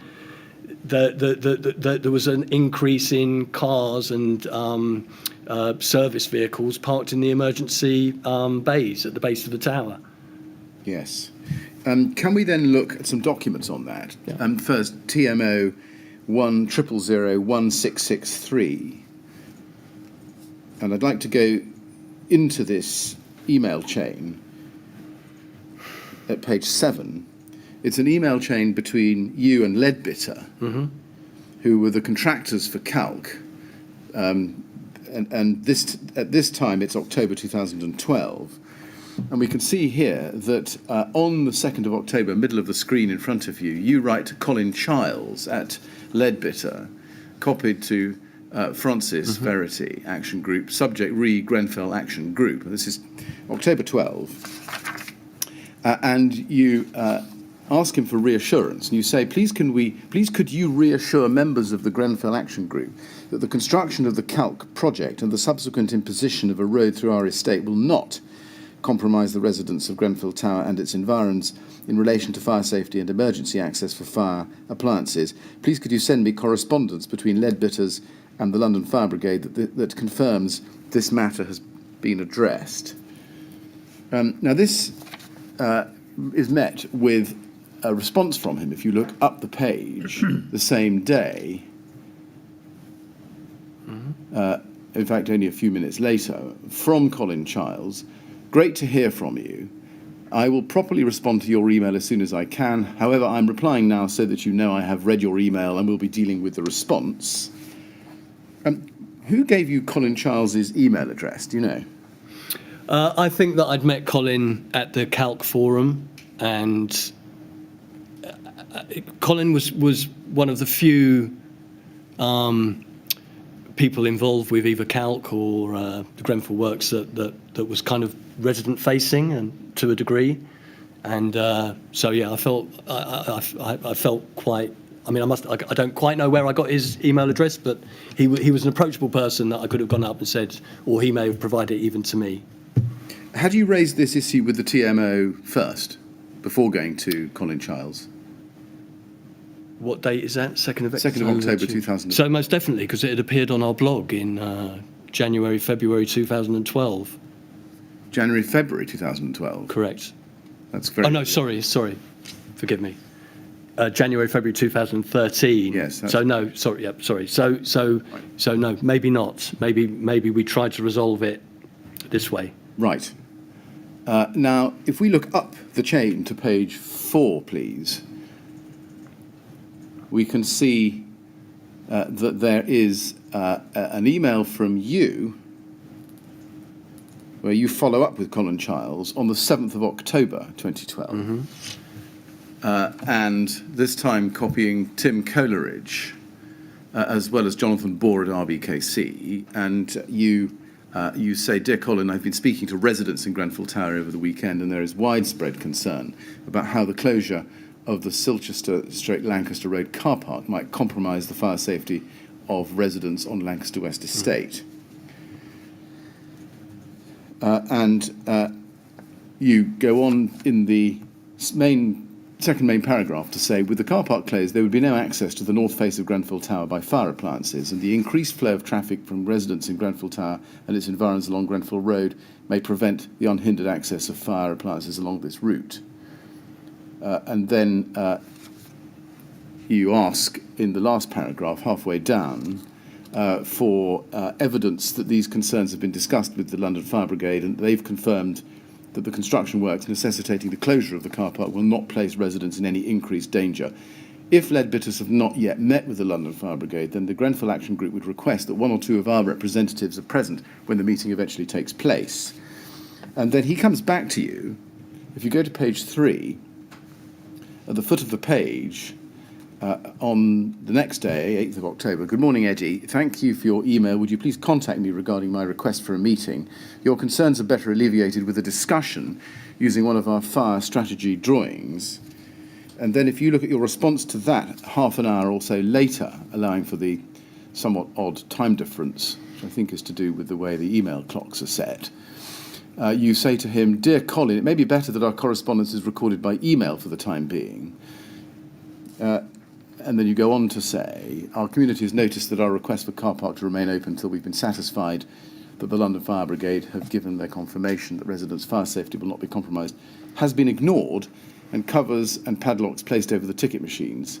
This is obviously very disappointing, as we believe Leadbitter's actions may be placing residents in Grenfell Tower at increased fire risk. Please confirm whether Leadbitters have been in direct contact with the London Fire Brigade to discuss the concerns that are laid out in the Grenfell Action Group's emails to you dated 2nd and 7th of October 2012, which I've shown you. Have Leadbitter's fire strategy drawings been approved by the London Fire Brigade? Have the London Fire Brigade ever been asked to visit Grenfell Road to give their verdict on the potential dangers of increased road traffic along this route? Please could you answer these questions directly for our community? Please also reconsider your decision to press ahead with the closure of the car park until this matter has been resolved to the satisfaction of the London Fire Brigade and our community. Now, I've shown you that in full to give you the full context and content of your response. My question is, why didn't you take Mr. Childs up on his offer of a meeting? Well, I think my first line of that answer is it may be better that our correspondence is recorded by email for the time being, is that to me, and my memory of that is that we wanted things documented, and like come into my office, I'll show you this document and then you can go away wasn't what we were after. Why not take a note taker and record it?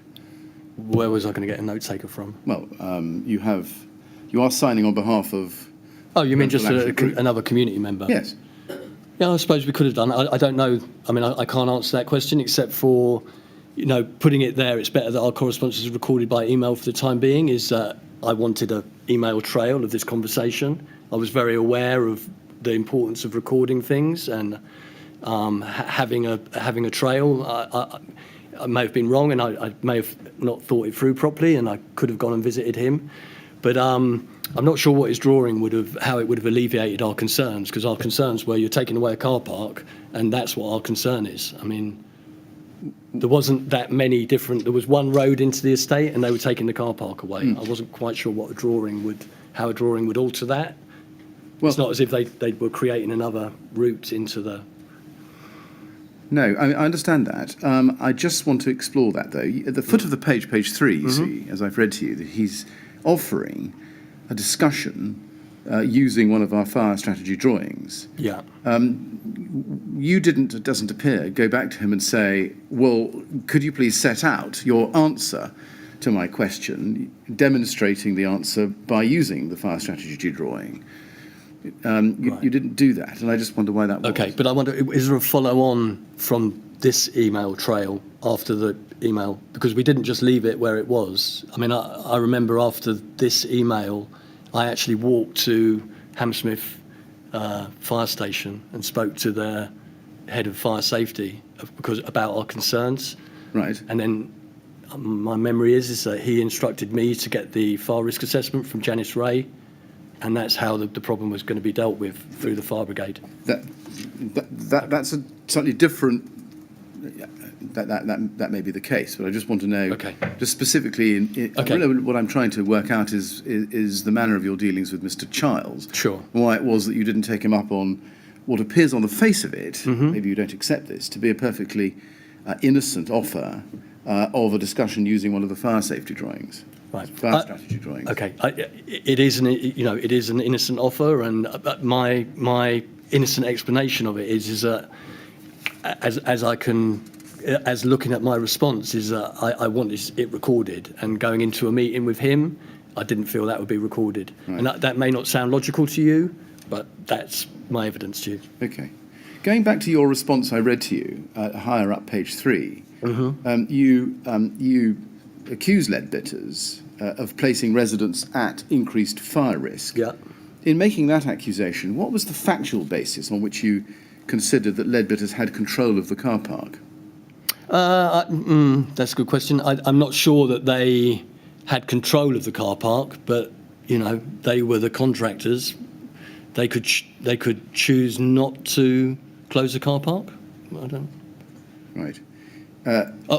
Sorry.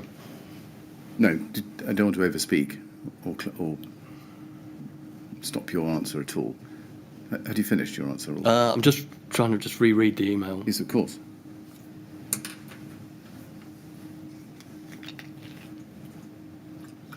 So accused is like, so we don't actually, we say this is obviously very disappointing as we believe Leadbitter's actions may be placing residents of Grenfell Tower.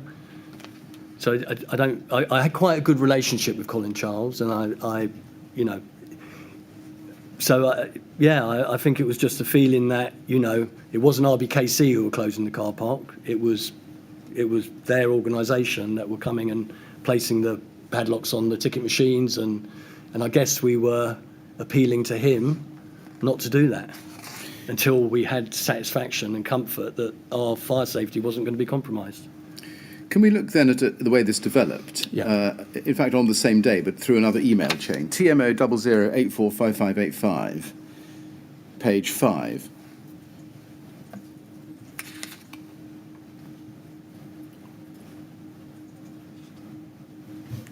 TMO 00845585, page 5.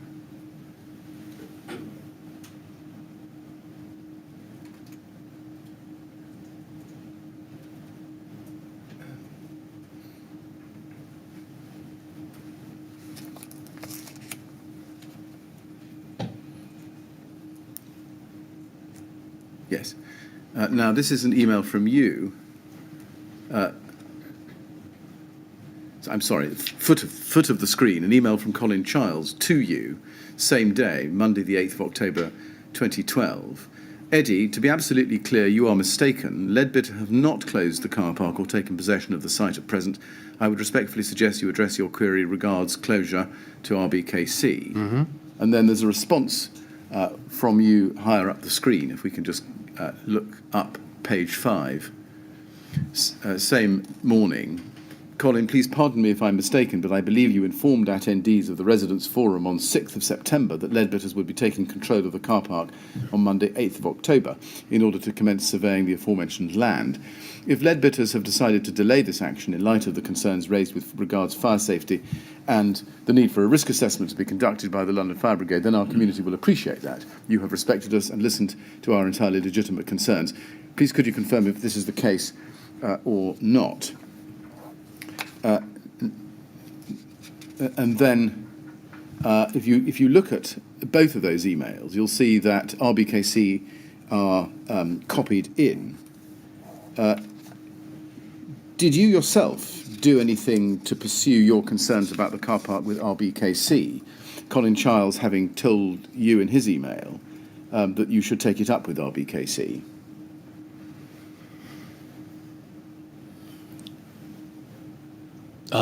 Unless there's an email trail available that shows that I did, then I can't remember doing that. We can see the response at page 4. In fact, it starts at the bottom of page 3 of this self-same email string on the 9th of October. If we just go to the foot of page 3, we can see that you respond to Colin Childs, and you're copying in there, among other people, Jonathan Bohr at RBKC. And you say, "Dear Colin," at the foot of the page, and then if you turn the page to page 4, third paragraph, you say, "Fire appliance access to Grenfell Tower and its environs has always been problematic, has long been a concern for our community and cannot be ignored. However, we have no confidence that either the Council or the TMO have any serious concern for the well-being of residents of on Lancaster West Estate, and this seems to be evidenced by the fact that it appears that no one has liaised with the London Fire Brigade to ensure our future safety is not compromised during the CALC construction." Why did you still believe at that point that access to Grenfell Tower was a problem? Well, nothing had changed from the original closure of the car park, or? Had RBKC yet come back to you, I mean, given this was only the next day, and given you an answer one way or the other? I can't imagine that they had. I mean, the other forum we had for talking to RBKC was at the CALC forum. So, but I mean, that probably wouldn't have happened the next day. Sorry, I'm a bit lost as to what I'm meant to be answering here. Sorry. Why you were continuing with this... with Colin rather than with RBKC. With Colin rather than RBKC at this point, given that Colin Charles had told you to take it up with RBKC. Okay. I can't answer that question. Right.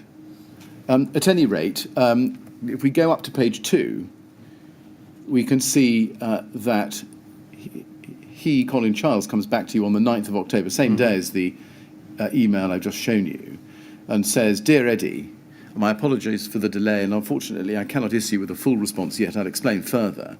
RBKC and now Leadbitter have employed a design team to provide a full design for the project.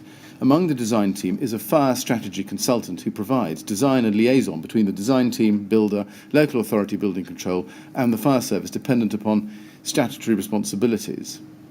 I await their full response. However, I can in the interim confirm that the information I have specifies that access for fire tenders to the tower block via Grenfell Road will remain as at present, with access maintained to the base of the tower and to the dry riser positioned inside the entrance to the tower.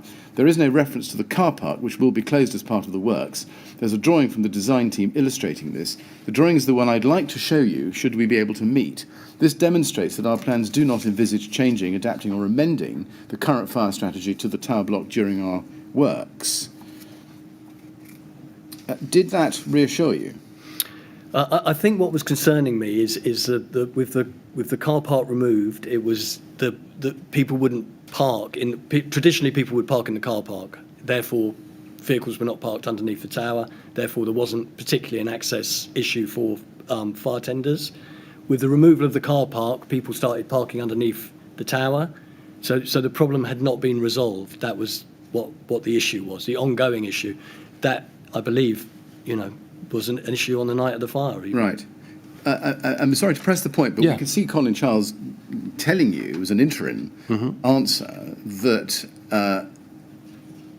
there's no problem in a nutshell, and that he would like to show you the drawing to be able to demonstrate that to you. And my question is, well, why didn't you take him up on the offer of his explanation by reference to a drawing done by the design team, which included a fire strategy consultant, in order to be able to obtain the reassurance that you were after for yourself and the community? So he says that I will be awaiting for a report from these experts at the top. I await their full response. However, I can inform you. So I'm not sure that I'm not sure what I felt I would learn from being shown a drawing of a layout that I knew already, when the concerns that I had were about people not being able to park in the car park and parking in the emergency services. What he wasn't saying to me is, I've spoken to the TMO and they're going to start policing and actually making sure that people don't park in these spaces, because the problem is that once the car park was closed, people came and parked in the emergency bays. Can we look at TMO 0084559 at page 2 of that email run? We can see that it's an email string between you and Janice Ray of the TMO in mid-October. And on page 2, you say, 16th of October 2012, "Dear Janice, after contacting Matthew Ramsey, head of fire safety at Hammersmith Fire Station, and obtaining your contact address through my local councillor, I'm writing to you in relation to concerns regarding the calc project and fire safety at Grenfell Tower on Lancaster West Estate. Please can you confirm to the Grenfell Action Group that the TMO have organised for an ongoing review of the fire risk assessment in relation to access of fire appliances along Grenfell Road as the result of the closure of our historic car park and the commencement of the calc construction project. Please can the TMO provide details of when the assessment was conducted and by whom? Please can you also provide evidence to the Grenfell Action Group that residents' safety will not be put at risk by the closure of the car park and the inevitable increase in volume of delivery vans, community transport, buses, service and refuse recycling trucks and residents' own car use along Grenfell Road." Does that encapsulate your concerns? Indeed. Right. Was that the first time you had raised those concerns with the TMO as opposed to Mr. Childs? I think we'd raised them, I'm not 100% sure, but with Mark Anderson at the EMB meetings. Right. Possibly. The EMB meetings? Yeah. So you had already done so through that platform? My memory is not absolutely clear, but I have a recollection that we may have done that, and if we have done it, it possibly will be minuted. Right. I would have been visiting Councillor Blakeman in her surgery and letting her know about these concerns there. Yeah. I mean, I thought the council were CC'd into this correspondence as well from the beginning, so... Right. Yes, indeed, as I've shown you, and we agree, and that's right. My next question is, it seems that you already contacted the LFB, Matthew Ramsey, head of fire safety, before going to the TMO. Why was that? Look, I think we had zero trust in the TMO, and what we really wanted to hear is we wanted to hear from someone independent of the TMO that this issue was being addressed properly. Yes. Now, this was the 16th of October. If we scroll up to page 1, you've got an email at the foot of page 1 to her on the 19th of October, and you say, please excuse me, this is over the top of page 2, dear Janice, page 2, please excuse me if I'm mistaken, but I have not received a response to my email sent to you on Tuesday 16th October. Please could you advise me that you have received this email and also indicate when you'll be providing the Grenfell Action Group with the information requested. Mm-hmm. And if we go to page 1, we can see that she responds the same day with an apology, and then goes on to say, and I'm going to summarise, that a fire risk assessment had been reviewed in August 2012 and that no concerns or issues regarding the LFB's access had been raised at that time. That's, in essence, what she says in the first paragraph. And then in the second paragraph, she says, fire brigade access to Grenfell Tower is via Grenfell Road, and I'm advised that this road will be unaffected by the proposed works. And then, however, my colleague Mark Anderson, who has access to more of the detail of the proposed construction project, had confirmed to me that he'd been responding to you as he's better able to address the concerns that you've raised. Further, Mark advised that he'd addressed these concerns with the EMB this week, and that he'd given an assurance that he would follow this up in writing to the EMB and to you. Once you receive the correspondence from Mark, if you have further concerns, please do not hesitate to contact me. So that last paragraph rather supports your recollection that this matter was raised through the EMB. Were you still on the EMB at that stage? This is October 2012. Yeah, so I think, yes, like if I was there for a year and it was the end of 2011 to the end of 2012, then that would figure, yeah. Was her response in these emails sufficient for you to be assured in relation to the concerns you had raised?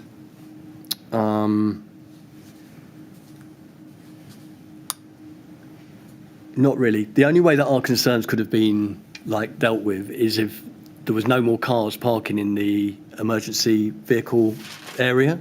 That was what our direct concern was. We've got a tower block. There's very few ways of exiting it. It's really imperative that the fire brigade are able to get there and have access to the tower. And we were coming home, and we've got much photographic documentation of these areas being parked in either by service vehicles. So it was quite an easy solution. I mean, it wasn't like rocket science. It was like, if you stop people parking in these areas, you will have addressed our problem. If you don't stop people parking in these areas, the problem has still been addressed. That may kind of explain why I was less interested in meeting with Colin Charles to see this drawing, because the road there was just one road into Grenfell Tower. It was Grenfell Road. There was then a little area at the base of the tower where vehicles could park. So this was our issue, and the ongoing issue with this was about the lack of policing, for want of a better word, of the parking restrictions at the base of the tower. We don't, I think, see a response back to Janice Ray in the terms in which you've just described to us, namely in 3 or 4 sentences about the parking problem. Why was that? But it was all wrapped up in what we were. That was what the knob of the problem was. So when we were talking about the removal of the car park, the problem that the removal of the car park led to was vehicles being parked underneath the base of the tower. Yeah. But she's telling you here that there's no problem with that. Sorry? She's telling you here, essentially, there's no problem with that. But our lived experience of walking in and out of the tower was it was very much a problem. So and we had photographic evidence, and we carried on in early 2013 documenting on the blog how much of a problem it was. Yes, in January 2013, you're right, there's certainly that. I'm not suggesting that you were satisfied. What I'm really just putting to you is a factual question why you didn't respond to Janice Ray and say, look, it's a very simple problem and you haven't addressed it. So look, I don't know why we didn't do that, but I feel that, they would have been aware of what our concerns were. Mark Anderson at the EMB, I didn't put it in writing to Janice Ray, but, it wasn't rocket science to work out what our concerns were. I mean, I'm not being completely fair to you, because you did respond, and I'll show you that. But my question was, I think, can be asked on the document I'm going to show you. Let's look at it. TMO 00845-602. This is a response to Janice Ray 3 days later from you, 22nd of October. If we go to page 2 in this email run, we'll see it. And you set out at some length your position, and you say at the start, despite your assurances to the contrary, the issue of fire safety at Grenfell Tower was not adequately addressed by Mark Anderson at the EMB meeting to the satisfaction of the Grenfell Action Group. So we'd appreciate if you can respond to the following issues. And you explain at some length in the detail there, which I won't read out all to you in the interest of time, your point about the car parks. And you say, in essence, that the claims that access to the tower would be unaffected were unsubstantiated. And if we go up the email chain, we can see that you get a response to that from Mark Anderson 3 days later, 26th of October. Good morning, Mr. Defan.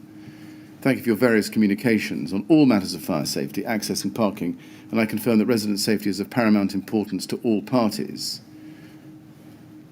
And then if you look at the third paragraph down, you say, with regard to fire safety, or he says, with regard to fire safety at Grenfell Tower, and for that matter the remainder of the estate, and as advised at the Estate Management Board meeting, the fire safety and management arrangements form part of the respective projects, and at present there is no impact upon the access routes that LFIPA would utilise in the event of an incident.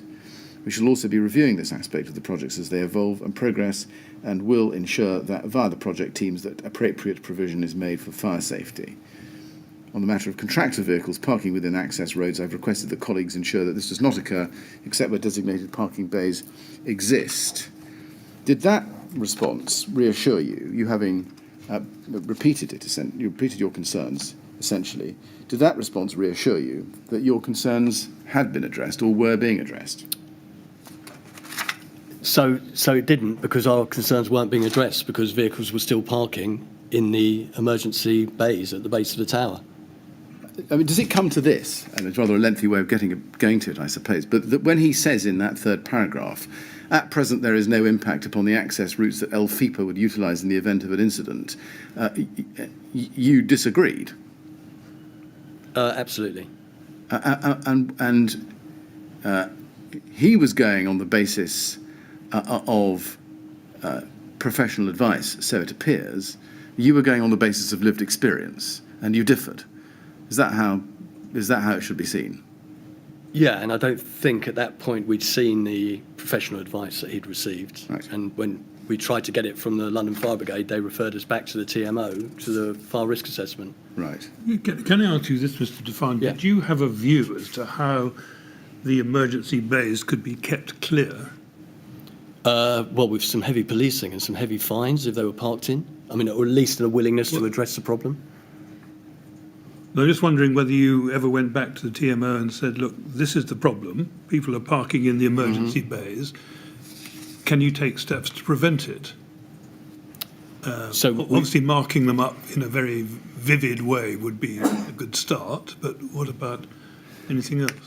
So I believe that a lot of the service vehicles were parking there with permission from the TMO, and that's where we tried to obtain our photographic evidence. The OCO, or whatever they're called, that kind of servicing room, had big vehicles that were parked on a very regular basis on the bend of Lancaster Road. Yeah, I'm not. I mean, I appreciate what you're saying, but like for us, they were the managing agents. We were flagging serious health and safety issues. We wanted them to address that. I mean, I don't think we felt it was our role to say, well, you could get some padlocks on the gate of the, because there was a particular bay at the base of on the east-hand side of the tower, at the bottom, there was actually a locked bay that you could, with a weighbridge kind of thing that you could open. But that was often opened and used by vehicles that weren't fire brigade vehicles. So there was a feeling, the feeling that we had is that some of this stuff was being done in collusion with the TMO. The management of the TMO were allowing these service vehicles to park in dangerous places. All right, thank you very much. Okay. Mr. Defan, you said earlier that you thought that you'd raised the parking issue with the EMB, and indeed I think we've seen reference to it in the email I've just shown you. Yeah. I think, in fairness to you, show you a minute of an EMB meeting. Yeah. Can we please go to MET 30040868?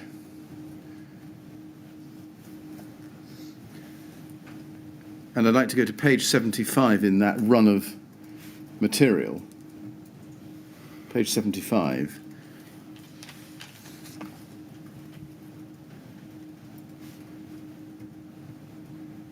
And this, I should just tell you, is the minute of a meeting of the EMB, which starts on page 72. If you could just go up to that, please. 16th of October 2012. So this is right in the middle of this exchange. Mm-hmm.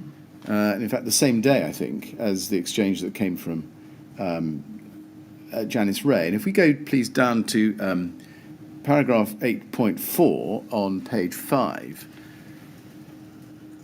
This is under the heading Grenfell Tower proposal on page 4, but we needn't look at that. At 8.4 it says, members raised the issue of fire safety. MA confirmed calc do not impact on the Grenfell Tower. Is that a rather cryptic reference to a discussion at this meeting about access to the tower itself by fire and rescue vehicles? So the meeting was a long time ago. I mean, it's 10 years ago. Yes. But my memory is, and as I've just given you evidence a couple of minutes ago, that we raised the issue at the EMB. I mean, I think we would have raised it here at the EMB, we'd have raised it at the Calc Forum, we'd have raised it with Councillor Blakeman. We CC'd various different councillors into these correspondences, and I don't feel that we felt we got the satisfaction and the comfort that we needed. Could I have done more? Could I have gone to meet with Colin Charles? Probably. Maybe I should have done. But I don't know what meeting with him would have actually changed. And I could have suggested that a more robust parking enforcement, but I think we probably did do that. I mean, that's what we wanted. We wanted them to keep the area at the base of the tower clear. Right. I mean, it's clear that you were still a member of the EMB at this stage. Yeah. Is it fair to say that you were actually working really along two work streams? You had your EMB, as you would say, for what it was worth at the time, but you were also working now with GAG. Yeah, and also attended the Calc Forum And had a relationship with Councillor Blakeman and was working with the Grenfell Tower leaseholders and what influence the Lancaster West RA had. So, yeah, I mean, I was using the democratic open meeting processes that were available to us to voice our concerns. Can I then ask you next about a slightly different topic, Sure. access to information? Yeah. In your first statement, you refer to the lack of information provided by the TMO, and I'd like to show you page 23 of that statement at paragraph 85. And you say there, towards the foot of the page, with regard to fire risk assessments, the only one I remember receiving from the TMO was dated November 2012, following my request of 14th January 2013. I was not aware of how frequently these reports were prepared and was not provided with any such reports prepared between November 2012 and the date of the fire. Did you make any further requests for a fire risk assessment or for a copy of the fire risk assessment for Grenfell Tower after the 14th of January 2013? So we received the November 2012 fire risk assessment. Yes. I don't think, and I don't know if I knew how often they were conducted to, again, specifically request another fire risk assessment. But I think, as you probably have seen in my evidence, there's numerous emails between myself and the fire brigade and further correspondence with the TMO and the council about fire safety. So the short answer is I don't believe I did request a direct fire risk assessment. Not sure I would have known how often they were prepared, but that certainly wasn't the end of us highlighting and raising concerns about fire safety. No, indeed. I'm not suggesting it was. Right, no. But what I'm interested in is why you didn't, given that you knew from January 13 that you could get hold of FRAs, fire risk assessments, for Grenfell Tower, why you didn't continue to press for those during 2013, 14, 15, 16. But I think we did. I think in Councillor Blakeman's matrix, you'll see that we had a big concern during the improvement works, how the bottom of the tower was basically shut down and there was no access to the tower, and the Compact and ourselves made a direct request to Councillor Blakeman to carry out another assessment of fire safety at Grenfell Tower. So. Yes. You say you think you did. We've seen certainly requests, we saw them with the witnesses on Monday of this week, for an independent investigation or inspection of the fire safety arrangements in the building, certainly. But I don't think we've seen any record of you or Grenfell Action Group or indeed the EMB at the time asking for sight of any FRA, any fire risk assessment. No, specifically, Yes. I concede we didn't ask for a fire risk assessment, but more generically, we were asking for further inspections of the tower and particularly access to the tower. And I'm aware of that because they were on Councillor Blakeman's matrix. Would it not have helped you, though, to see what the TMO was seeing from their own fire risk assessor? And my question really is, given that you knew that such a document existed, at least in November 2012, say to the TMO, look, when you get that, on whatever regular basis you get it, please will you provide us with a copy? Right. It may have been more helpful if the TMO had said to us, actually, now you've requested this first document, we do this every 3 years and we'd be very happy to supply you with upcoming documents. It was like a guessing game. It was like, there was no policy that I had that said the next one will be done in 2014. The TMO didn't volunteer that information. In fact, I had to go to quite a length to obtain this fire risk assessment, chasing around the TMO to find out who it was I got it from, and then having to send, I think, a couple of reminder emails to get it. I'll just put it back to you that maybe the responsibility should have been on the TMO to inform us that that these are very important documents. They discuss the safety of your building. We have a duty to carry them out every 2-3 years, and we'll be very happy to supply you with the next edition. But that never happened. No. Now, different topics again, different topic still, maintenance of emergency lighting. After you received the November 2012 fire risk assessment for Grenfell Tower, I think it's right that you and Francis O'Connor raised a number of concerns. Is that right? Correct. Yes. Correct. And let's look at some of that. Can we go please first to TMO 00845616?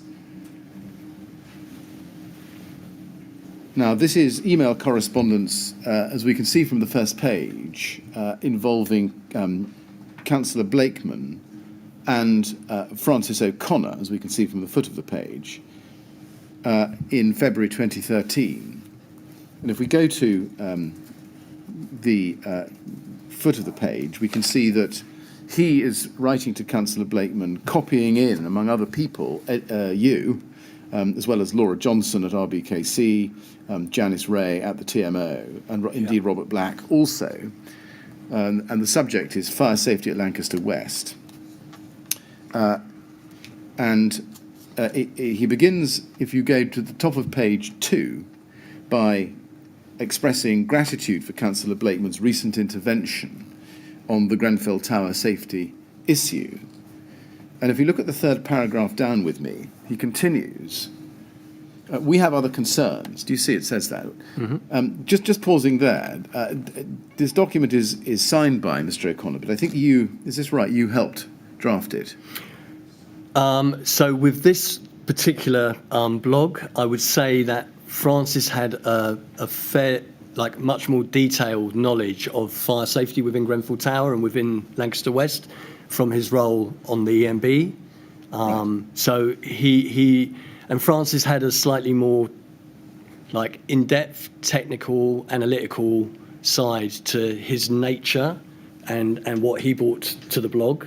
So, you know, in no way, I mean, we co-wrote the blogs, but I would suggest that some of this stuff is coming from the specific knowledge that Francis would have had, which was far more in-depth and historic than my own. Yes, I see. Okay. I see. Picking up where I got to, you say, or he says, we have other concerns and other evidence which we have not yet aired. Please see the attached Grenfell Tower fire risk assessment from November 2012, which was supplied to us by Janice Ray some weeks ago. Most of the content is, of course, fairly routine until you get to page 28, where the following is recorded. From the asset records provided to me by the TMO, the emergency lighting and fire alarm systems, along with the dry riser, firefighter lifts, and the hose reels installed in this building are all subject to a maintenance contracts. Testing, servicing, and maintenance is being carried out by professional third-party contractors on a planned preventive maintenance program, with records kept centrally by TMO at the hub and by the contractor for all these systems. No test certificates have been seen to confirm this. RGE services are under contract to TMO to provide portable firefighting equipment, etc., etc. And then he goes on to say, the last test date was on 8th of August 2011. Some located in the roof level areas had condemned, written on them in large black writing, with the last test date of 2009 or 2010. This seems to indicate that monthly occupier inspections are not being carried out. It is not known if the caretaker is undertaking the monthly occupiers' tests of the installed emergency lighting system, fire extinguishers and structural items as per the caretaker's checklist. This would include the external stairs and lift checks, with the results being kept as a record of testing having been undertaken. And if we go down to the second paragraph on the next page, page 3, Mr. O'Connor continues, after quite a lot of history in between, as follows. He says, we were intending to simply expose these failings on our blog rather than waste our time and effort as we had previously in non-productive email exchanges with Miss Rumble and Miss Ray, who appear, as far as we can judge, not even to have read the current assessment. However, having witnessed more than once your willingness to act on the Grenfell Tower safety issue and the speedier responses your interventions tend to elicit, we have decided to copy this material to you first, in the hope that you can elicit the necessary urgent responses from the responsible authorities. Now, when Mr. O'Connor wrote that we were intending to expose these failings in our blog, was he referring to the Grenfell Action Group, in other words, including you? Yes, I assume so, yeah. Yes, and at the time of this email, did you also share Mr. O'Connor's view that the email exchanges with Miss Rumble and Miss Ray on this topic were non-productive? So were those the exchanges where I was requesting the fire risk assessment? I believe that's what is meant, but you'll have to tell me because... Sorry. I mean, it's a question I think you can answer. So it may be possible that Francis was having a separate line of communication with Miss Rumble and Miss Ray. If it wasn't that, then it would have been the communication that it took me to get the fire risk assessment from the TMO, which, right, as I've explained previously, was a lengthy process. I see. I mean, the use of the word we there tends to suggest that you also shared the view that neither Miss Rumble nor Miss Ray had read the current assessment, the FRA. Is that correct? Do you know what? I can't kind of drill down into that detail why we would have said that at that time, unless it is about the condemned fire extinguishers, right, and the other failings within inside the fire risk assessment and the fact that they may still not have been dealt with. What had led you to think that raising these issues, as quoted from the fire risk assessment here, with Miss Ray and Miss Rumble of the TMO was a waste of time? Pretty much doing anything with the TMO was a complete and utter waste of time, I'm afraid. Right, so that's a bit of a blanket answer. Well, I'm very happy to go into more detail of why that's the case, but you know, they weren't dealing with our concerns, whether they were the lifts, the water breaking down, parking, you know. So by that stage, that was kind of the conclusion we'd reached. And, you know, the evidence is here, is Francis has written it down, that we didn't have faith in this organisation to respond to our needs. Right. I mean, when you or he or both of you saw the November 2012 fire risk assessment, as you got from Janice Ray, did you raise any of the concerns expressed here with her? Well, I mean, they're raised in the blog, and, Right. and that's how we would raise issues.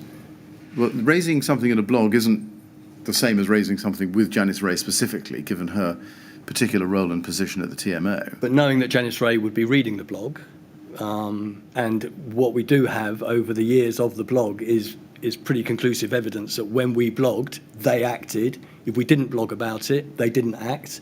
And the fire signage on Stay Put fire signage is an example of that.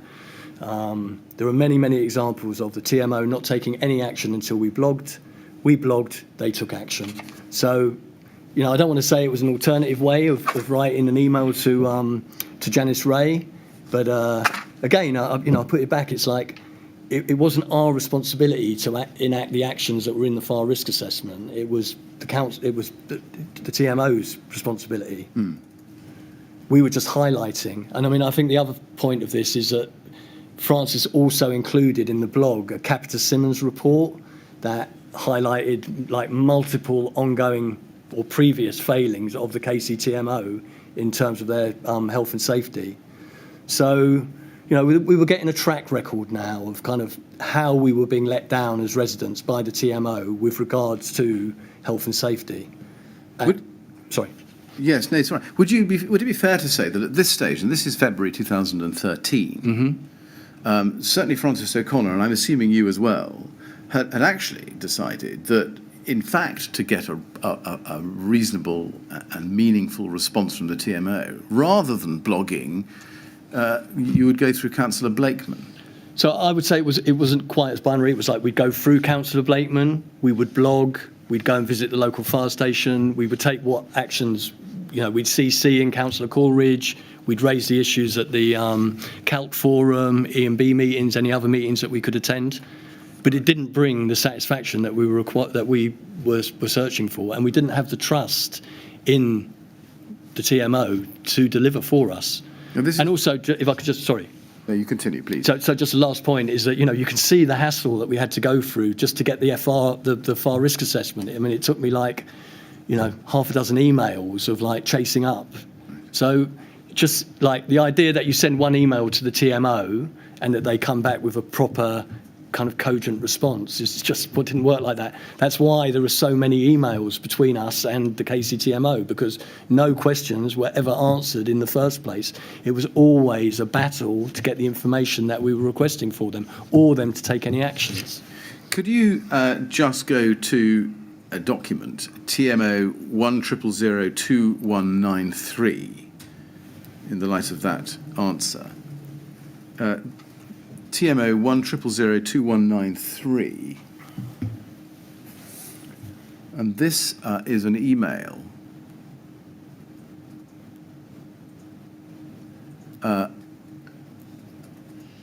from Moira McGarvey at RBKC to Robert Black at the TMO, dated the 25th of February 2013. So this is a week or two after what I've just been showing you. Hi, Robert. A complaint has recently been brought to my attention by Mr. O'Connor about fire and safety issues at Grenfell Tower. I'm aware that there's a large amount of discussion out on the web currently. The complaint centres around the response of a TMO officer to a recent article in the Grenfell Action Group blog, which raises concerns over the lack of appropriate action by TMO management to address health and safety issues arising from a fire risk assessment for Grenfell Tower undertaken in November 2012, etc. And he goes on about that specific question. Did you know that Francis O'Connor had complained directly to the RBKC about the self? No, I'm not sure that I did, actually. No, that at the time. But, I don't know how. Does it surprise you that he did? Not at all, no. I mean, as I've explained, we were trying to use every available avenue to get our complaints listened to. And if Francis had a way into the council, he used it. I mean, he may have met Moira and his role as... I mean, I had never heard of Moira. He may have met her in his role when he was more active on the EMB, right. And that's how he knew. He may have known her a different way. But, I can't remember being aware of that at the time. Can you explain why he, perhaps, not to your knowledge, but was willing to raise this question with the RBKC, but you and he together weren't willing to raise it with the TMO. But we were raising it with the TMO. But only through the blog and on this occasion, through Councillor Blakeman. And the EMB meetings and the Kensington Chelsea Forum. So I mean, I do feel that we did actually use a lot of avenues to try and get our voice heard, and this is just, to me, this is just another example of Francis. I mean, this goes back to my point earlier on about RBKC had a kind of role of scrutiny, and this to me is a very powerful email. Because he's actually, if you couldn't get any satisfaction from the TMO, Francis has found a way into RBKC, and we get some action, do we not? As a result of this. Well, I just want to understand your evidence a bit more clearly. Sure. Maybe my fault. When I asked you about why you didn't take the matters which we've seen in the other email, the earlier email, up with Janice Ray about the fire risk assessment. You said there was no point. And what I'm trying to understand is why there was no point in taking it up with the TMO, but there was a point in taking it up with RBKC. But I don't know that, I'm really sorry to be contrary, but I don't think that we didn't take it up with the TMO. I think that the fact that we were blogging about it, the fact that Francis received a phone call or whatever from Siobhan Rumble telling him to desist after raising some of these concerns. I don't know if you've seen the blog about stepping back from the computer, and so I think we had been dealing with the TMO. Well, the impression got from the email I've just shown you, which is that there was no point taking this matter up with Ms. Rumble and Ms. Ray, because previously the communications have been non-productive. Rather suggested, and I thought you'd agreed, that you and Mr. O'Connor didn't take up this complaint with the TMO. But we did. I'm really sorry because I'm going a bit but we did bring it up with the TMO because we raised it with Mark Anderson at the EMB meetings. So that was the route, was it? That was one route. I think that we'd, the Siobhan Rumble was definitely aware about the issues about the parking, and she definitely read the blog about vehicles being parked in places where fire appliances should have been, because she phoned up Francis and told him to stop doing these blogs because you've gone too far now, I think was the expression she used. So I'm not trying to drag that side of it into this conversation. I'm just puzzled that we're not understanding how we were trying to communicate, or how this problem had been communicated to the TMO. Right. I mean, the TMO were actually colluding with this problem in the first place by allowing these vehicles to be parked there. So I just... Okay, let's see how this turns out. Can we go to TMO 00845-616, please? And go to page 1 in that email run. This is an email from Councillor Blakeman on the 18th of February 2013 to Mr. O'Connor, and copied to a cast of people at both the TMO and RBKC, as you can see, including Janice Ray and Siobhan Rumble. Dear Francis, thank you for this. It is very useful. I've asked for a full and comprehensive report once the emergency fire test at Grenfell Tower has been conducted, and also for this to be an item on the Lancaster West EMB meeting agenda. I've also asked for the likely timeframe within which we can expect a response. Now, just taking this as an example, would you agree that this, at least, shows that Councillor Blakeman responded promptly to your and Mr. O'Connor's concerns and was willing to act on them? Councillor Blakeman would ordinarily always respond quickly to our concerns. Yes. Yeah. Yeah. And if you then go on to TMO 00830084, we get to early March 2013 and see how this particular complaint evolves. This is an email from Janice Ray to Councillor Blakeman, dated the 6th of March 2013, and she says, "Dear Councillor Blakeman," and then in the second paragraph she says, "With regard to concerns raised about fire extinguishers, Ricky Sams, Head of Building Services, confirms that all appliances at Grenfell Tower have now been replaced, stroke inspected as necessary and are current. I would advise that we are currently working closely with the planned maintenance contractor who undertakes this work to ensure that all inspections and associated certification on all fire safety equipment throughout the entire housing stock are undertaken in a timely manner. Reports are submitted and continued compliance is ensured." My question, did Councillor Blakeman provide either you or Francis O'Connor with an update after this exchange?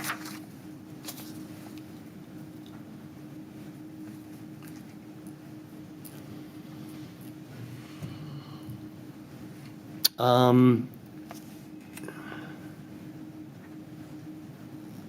can't say that I remember. Right. I'm sorry for that. Do you remember whether the TMO informed either you or Francis O'Connor of the outcome of Francis O'Connor's complaint?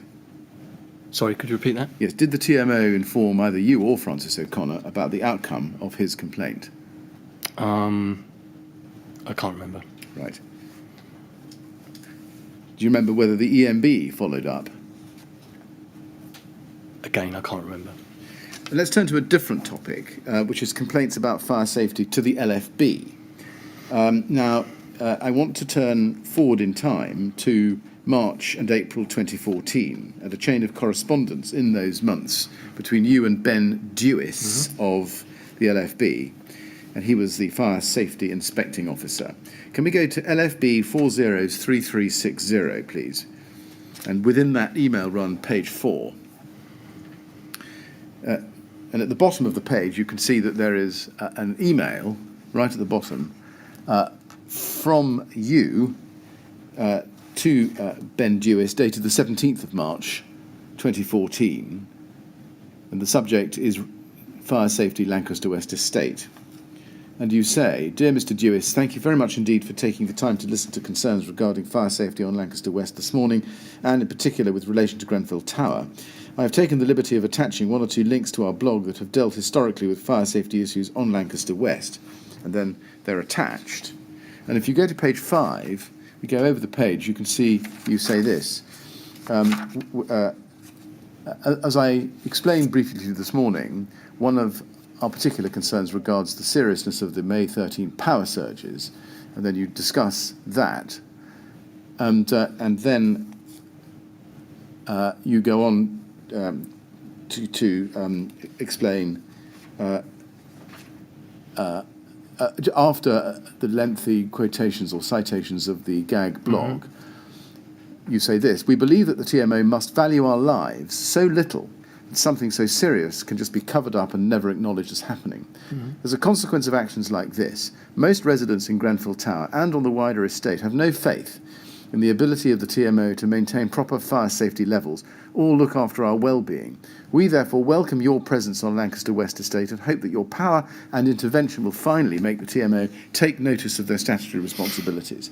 I hope that the above contents do not sound too much like a rant, but it is very upsetting that something like this can happen to a group of residents and yet no one from the council, stroke TMO, ever gets to require to give a full explanation or held to account." What had prompted you to write this email? Largely the way that the TMO had dealt with the power surge issue. That's May 13, is it? Yeah. Yes, I see. That was, I think, just under the year, a year before. This is March. The power surge issues was one of the, along with the kind of the HI units, was one of the kind of major things that changed the way that myself and the community felt about our fire safety and about the way we were being treated. Yes. The reason I asked the question is, as I say, because the power surges in Grenfell Tower happened in May 2013. Yeah. And this letter or email is being sent in March 2014. Right. Why did you allow 10 months to go by before writing to Mr. Dewis on this subject? Had I written to him previously? Had you written to him previously? I had like 3 different interactions with Ben Dewis in the course of my raising fire concerns. On the subject. If I'd raised it I mean, it sounds from the beginning of this email is that I'd met him in the tower that morning. Yes. And then there was someone at the EMB, so I'd known Matthew Ramsey from Hammersmith, but now I'd met Ben Dewis, and here was an opportunity to raise our concerns, and that's what I'd done. I sat down, written an email, given him the background to what had gone on around the access for the block and then the power surge issues. I follow. So does it come to this, that essentially you were bringing him up to date with all of the concerns going back a long time, back to May 13? That was absolutely the purpose of this email. And fortunately, we had so much documentation in the form of our blogs as a form of record that we were able to lay out all of those blogs in front of him so he could have and I think I've said it, sorry it's not, absolutely in one place, but you'd get a sense if you'd read those blogs of what we were experiencing in terms of having or not having our concerns addressed. I follow. Can we just then see how this turns out? If you go back to page 4 and look at his response the next day, he says, "Hello, Edward. Many thanks for your email. I will read through each article with interest. I can also assure you that from a fire safety point of view, that we take it extremely serious. We will carry out our inspections in line with our risk-based database."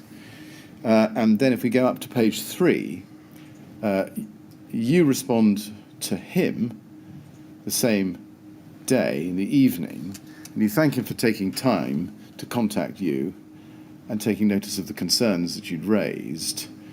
And then about halfway down, just below halfway down, you say this: "One thing we can't understand is that if there was ever a major fire in Grenfell Tower, as nearly occurred on 2 occasions in recent years, and fire brigade access ever became an issue, as it probably would in the event of a major fire, we would use the evidence recorded on our blog and an extensive email correspondence to ensure that those in charge at the TMO would face extremely serious consequences that they would find hard to deny.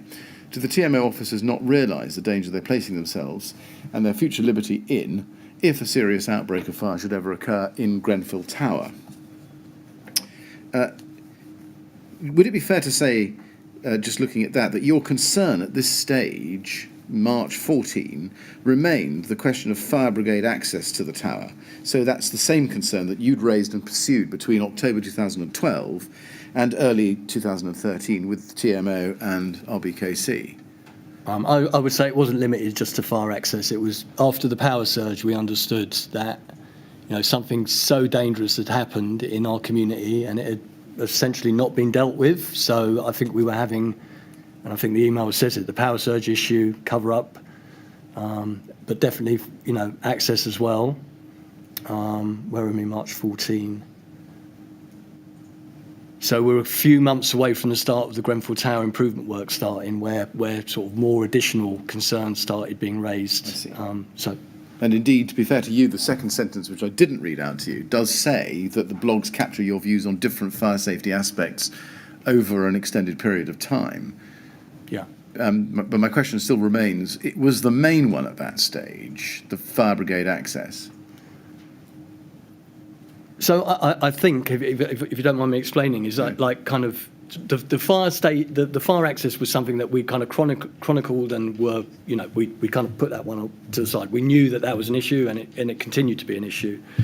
I think the power surge issue was almost like more worrying because we sort of something really serious had happened to us and we'd really tried to get that addressed and gone to the Housing Property Scrutiny Committee to get it addressed, and it had been completely covered over.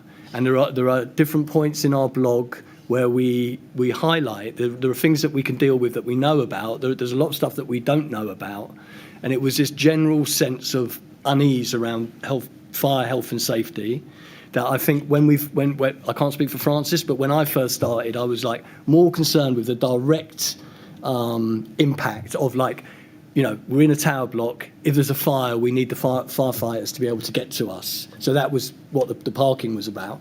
Then you kind of had this other stuff going on around kind of like the truth about how dangerous what had happened to us being kind of felt like it was covered over by TMO. made us kind of think a little bit more about the wider health and safety issues. And then I think by the time we finish, you know, like I'm beginning to look at like health and safety fire notice enforcement on other blocks in North Kensington. So it was kind of like a journey that we went on in kind of understanding that it wasn't just like a kind of like just a concern for us generally. It was like the health and safety, and you know, without going on forever, I think that's what helped prompt write the blog in November 2016 about our general concerns about how health and safety is managed within the TMO. That raises a question that I was going to ask you later on, but now might as well be a good moment. Were you aware of any other groups, residents groups, bloggers, entities like GAG, such as it was an entity, elsewhere in the TMO estate who were expressing similar concerns about TMO's fire safety management? So around fire safety, not particularly, but there were two other blogs. There was the From the Hornet's Nest, and there was a blog called, I think it was Residents of Kensington and Chelsea, and both of those were, whenever the From the Hornet's Nest put up anything to do with the TMO, it got like more comments and coverage than any other blog, because it was like really a topic that people were really concerned about. And then the other blog was based, I think, in World's End, and I think the guy that wrote it sadly passed away, but for a while it was there doing kind of what the Grenfell Action Group was doing, but but in the south of the borough. This blog From a Hornet's Nest. Yeah. Was that based on a building, a group of residents in a particular building or estate? So the author of the From the Hornet's Nest quite sensibly kept their identity secret, but it was dealt more with. It was set up to deal with the Sir Merrick Cockell's abuse of his expenses account, or alleged abuse of his expense account, and that's what started it. And it was such at the time it was such a breath of fresh air, because I'm going to go on a sidetrack, but RBKC had not been held to account up until that point. When that blog came along, it really started holding them to account, and that kind of was like another reason why, or an influence on why we started the Grenfell Action Group blogs. Now, going on with this story that we're on with this document, can I ask you then, please, to go to page.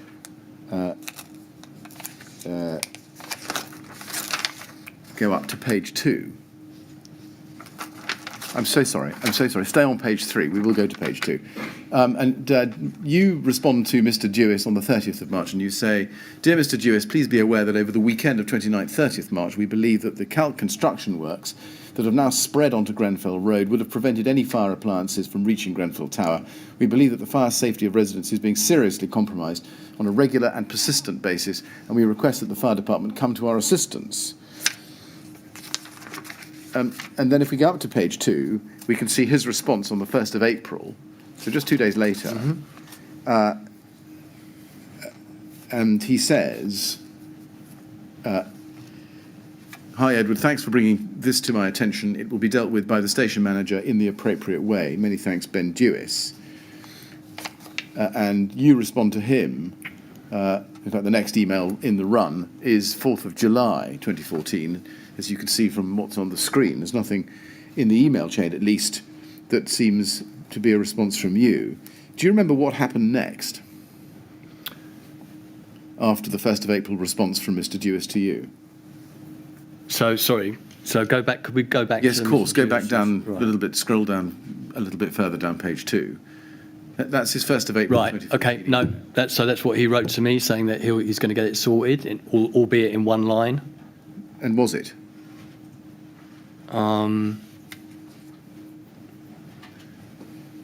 it was never sorted, because even on the night of the fire, there were vehicles parked underneath the tower. Right. And then we do go to July 14. If we just scroll back up page 2 to that email, you write to Ben Dewis, 4th July 2014, "Dear Ben, please be advised that residents of Grenfell Tower are very concerned about fire safety after the recent closure of all land and rights of way to the west and north of Grenfell Tower. We are also very concerned that we have no idea where to assemble should there be a fire in Grenfell Tower, as there's no open space in the vicinity that is available to our community. Please can you help ensure that the fire brigade will monitor the current changes on Lancaster West Estate that impact on our fire safety? And could you also inform us where we should assemble in the event of a fire? Thank you for your assistance with this matter. Now, you wrote that email. Presumably, when you did so, you chose to tack it onto the top of the email chain which ended with Mr. Dewis's response to you of the 1st of April. That's possible, yeah. Because it was presumably relevant to that. In these emails, you refer to the residents of the tower and the wider estate. Were you, in fact, writing on your own behalf or on behalf of other residents in Grenfell Tower and the wider estate? So, I had a good relationship with a lot of people in Grenfell Tower and on the wider estate through my work on the EMB board, through work we'd done through the CALT project. I would have a lot of conversations with people. So if I'm saying residents are concerned, I would suggest that I'm writing the email, but there are a number of people who have either come and said it or I've been engaged in a conversation about it. So does that answer that side of the question? Yes, I think it does. My Right. question was really, how did you know that residents from the wider estate shared the concerns that you're expressing in this email? Right. That's my explanation. As you've explained. And why did you believe that there should be a place to assemble in the event of a fire? So, my work working for a local authority as a social worker, every local authority I've ever worked in, we have a fire drill, and we have a fire marshal, we have somewhere that you go, and there is a system in place for dealing with fire. There wasn't such a system in place in Grenfell Tower, and I was concerned that even if there had been a system in place, there was now no land where we could physically go and amass as a safe evacuation point, because all the land from around the tower had been taken away by the construction project. What was it that prompted you at this time, mid-2014, to raise the need for an assembly point? Because they'd taken the land away. The actual place where potentially we could have gathered was not there any longer, and that's the nature of the email that I've written. Right. Was there an assembly point before that time? No, we were never given any instructions about evacuating the building at any time. No. That's right. Yeah. So that's right. I mean, there is a... We will explore that with others, sure. Perhaps rather than me saying so. Sure. But was there ever a point when you were told before 2014 this is an assembly point, which had now been taken away as a result of the construction works? No. So what was it that prompted you in 2014 to raise the need for an assembly point for the first time? Because for the first time there was physical space previously that was available, and for the first time that physical space was no longer available for us to gather in. So even if we didn't have an instruction to go to the car park or gather outside the front of the leisure centre or go to the courtyard of Alum & Barlow House or whatever, there was some space to go, and then that's what was taken away from us. So not only had we not had any instructions, there was now nowhere for us to go, even if we had had instructions. And the reason I was aware of this is, as I've just answered to you previously, I was aware that in other forums you had a risk, you had a strategy to deal with whether there was a fire, i.e. leave the building and gather in this spot, this evacuation place. Would it be right to say that your experience of having assembly points was one in relation to buildings where they were places of work? Correct. Yes, but not domestic buildings, not residents. Correct, absolutely correct. Let's just look up to page 1 in the same email run. Mm-hmm. Ben Dewis to you, 9th July 2014. A couple of hours later that morning. Dear Edward, I've spoken to the local authority who have confirmed to me that Grenfell Tower is a stay-put policy. A reminder of this, I've been told, will be in your July newsletter. The crews from the local fire station are also in the process of carrying out familiarisation visits to the site. Did that response satisfy you at the time? I'm not sure it did, because I think there was another trail of emails between myself and Ben. Right. Is that not correct? There is, but at this point, I just wanted to know whether that answer, there's a stay put policy, would answered your question about assembly points. So that's like a big question about stay put. Well, let me try to. But stay put's quite like it's a big subject. It is. Let me see if I can get at this a slightly different way. You've raised the question about assembly points, and as we can see, Mr. Dewis has come back and said, at Grenfell Tower there's a stay put policy. Did that answer your question about why there wasn't or wasn't a need for an assembly point? Right, but stay put will help you if there is a fire in. If you're in your supposedly if you're in your flat and there's a fire in someone else's flat, but it wouldn't help if there was a fire in a communal area. It wouldn't help if there was, like, I'd always thought about like maybe a gas explosion or something like, like something quite catastrophic happening where it was, it was like there was a need to get people out of the building in a quick way, and that wasn't stay put. So it didn't. The stay put policy for me was never a satisfactory policy for Grenfell Tower. It was a very convenient policy for the TMO because it meant they didn't have to do anything. Did you raise the concern you've just articulated, namely about the weakness in a stay put policy, with the TMO at the time, having received this answer from Mr. Dewis? So I don't think I did at the time with the TMO. I think we did raise it later on with Councillor Blakeman in the Matrix. Later on. Yes. Yeah. And I certainly raised stay put as an issue on a more general sense after seeing what had happened at Shepherd's Court, and that was in a trail of emails to Ben Dewis and blogged about as well. That's late 16, though. Yeah. Yes, and I think the matrices are August 15 and May 16, so it's later on. So it dropped off the radar. Right. But we had a lot going on, and we weren't. I'm not making excuses, but we weren't full-time fire consultants. No. We were just residents who were concerned about, and that's what happened with Ben. Is that I had a series of emails with him. I think they were really, they were kind of one-line responses, and I'll get back to the station and stuff. It didn't really satisfy me, but like maybe the next month something else was going on for us that we had to put our concerns into. Yes. Let me just see if I can finish this off in the 2 or 3 minutes before lunch by reference to a document. Can I show you ART 402606?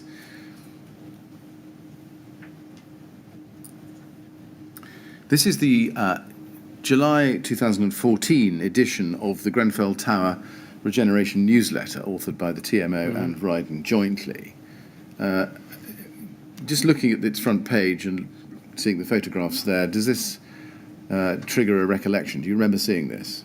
So I can't actually remember if I saw this particular newsletter, but I acknowledge that we did get newsletters put through our letterboxes during the course of the refurb. Very well. If we go to page 2, we can see on that page a heading at the bottom of the page, emergency fire arrangements. Right. And I'll just read that to you. Our long-standing stay-put policy stays in force until you are told otherwise. This means that unless there's a fire in your flat or in the hallway outside your flat, you should stay inside your flat. This is because Grenfell was designed according to rigorous safety standards. Also, the new front doors for each flat can withstand a fire for up to 30 minutes, which gives plenty of time for the fire brigade to arrive. Do you remember seeing that advice? So I cannot specifically remember seeing that advice, but I was aware of the stay put policy. Now, whether that had been through Ben or through, I've followed the evidence the last few days, so I know that it was in Link magazine, and I did read Link magazine. Right. So I don't actually know how I found out that Grenfell Tower had a stay put policy, but I was aware of it. Right. So whether I read it here, I'm sorry, I just can't remember. And do I take it from your evidence just a little bit a while ago that this articulation of the fire safety strategy or the emergency fire arrangements at Grenfell Tower did not reassure you as an answer to your question about assembly points? Well, no, because it doesn't. It doesn't deal with the issues that there was never ever a policy for evacuation. This was the policy: stay in your flat unless the fire's not in your flat. There was never any more explanation of how we should act if there was something more like a larger fire in a communal area or a gas explosion or something like that might necessitate a mass evacuation. It was just stay put.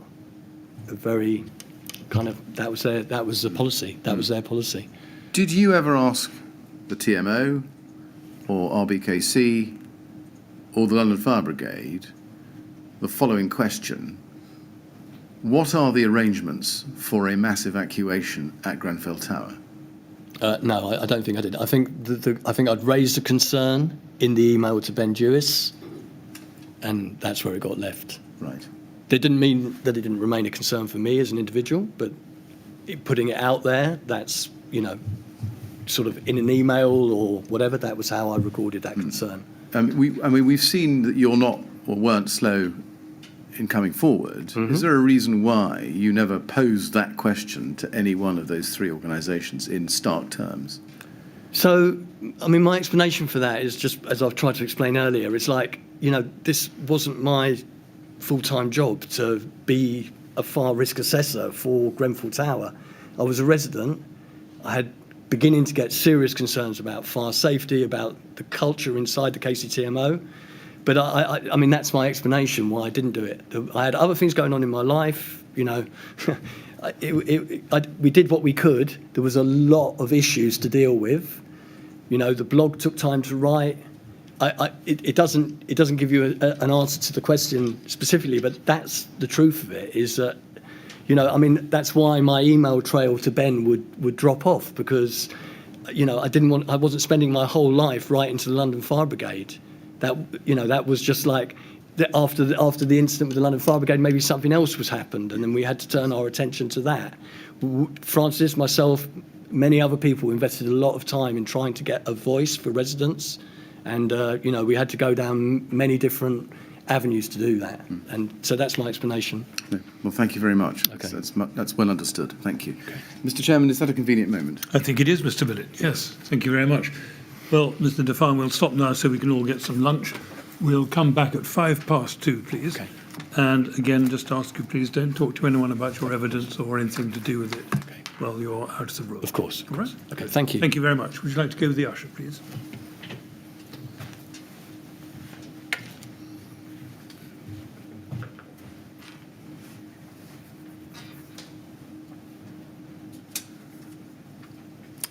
Very good. 2:05 then, please.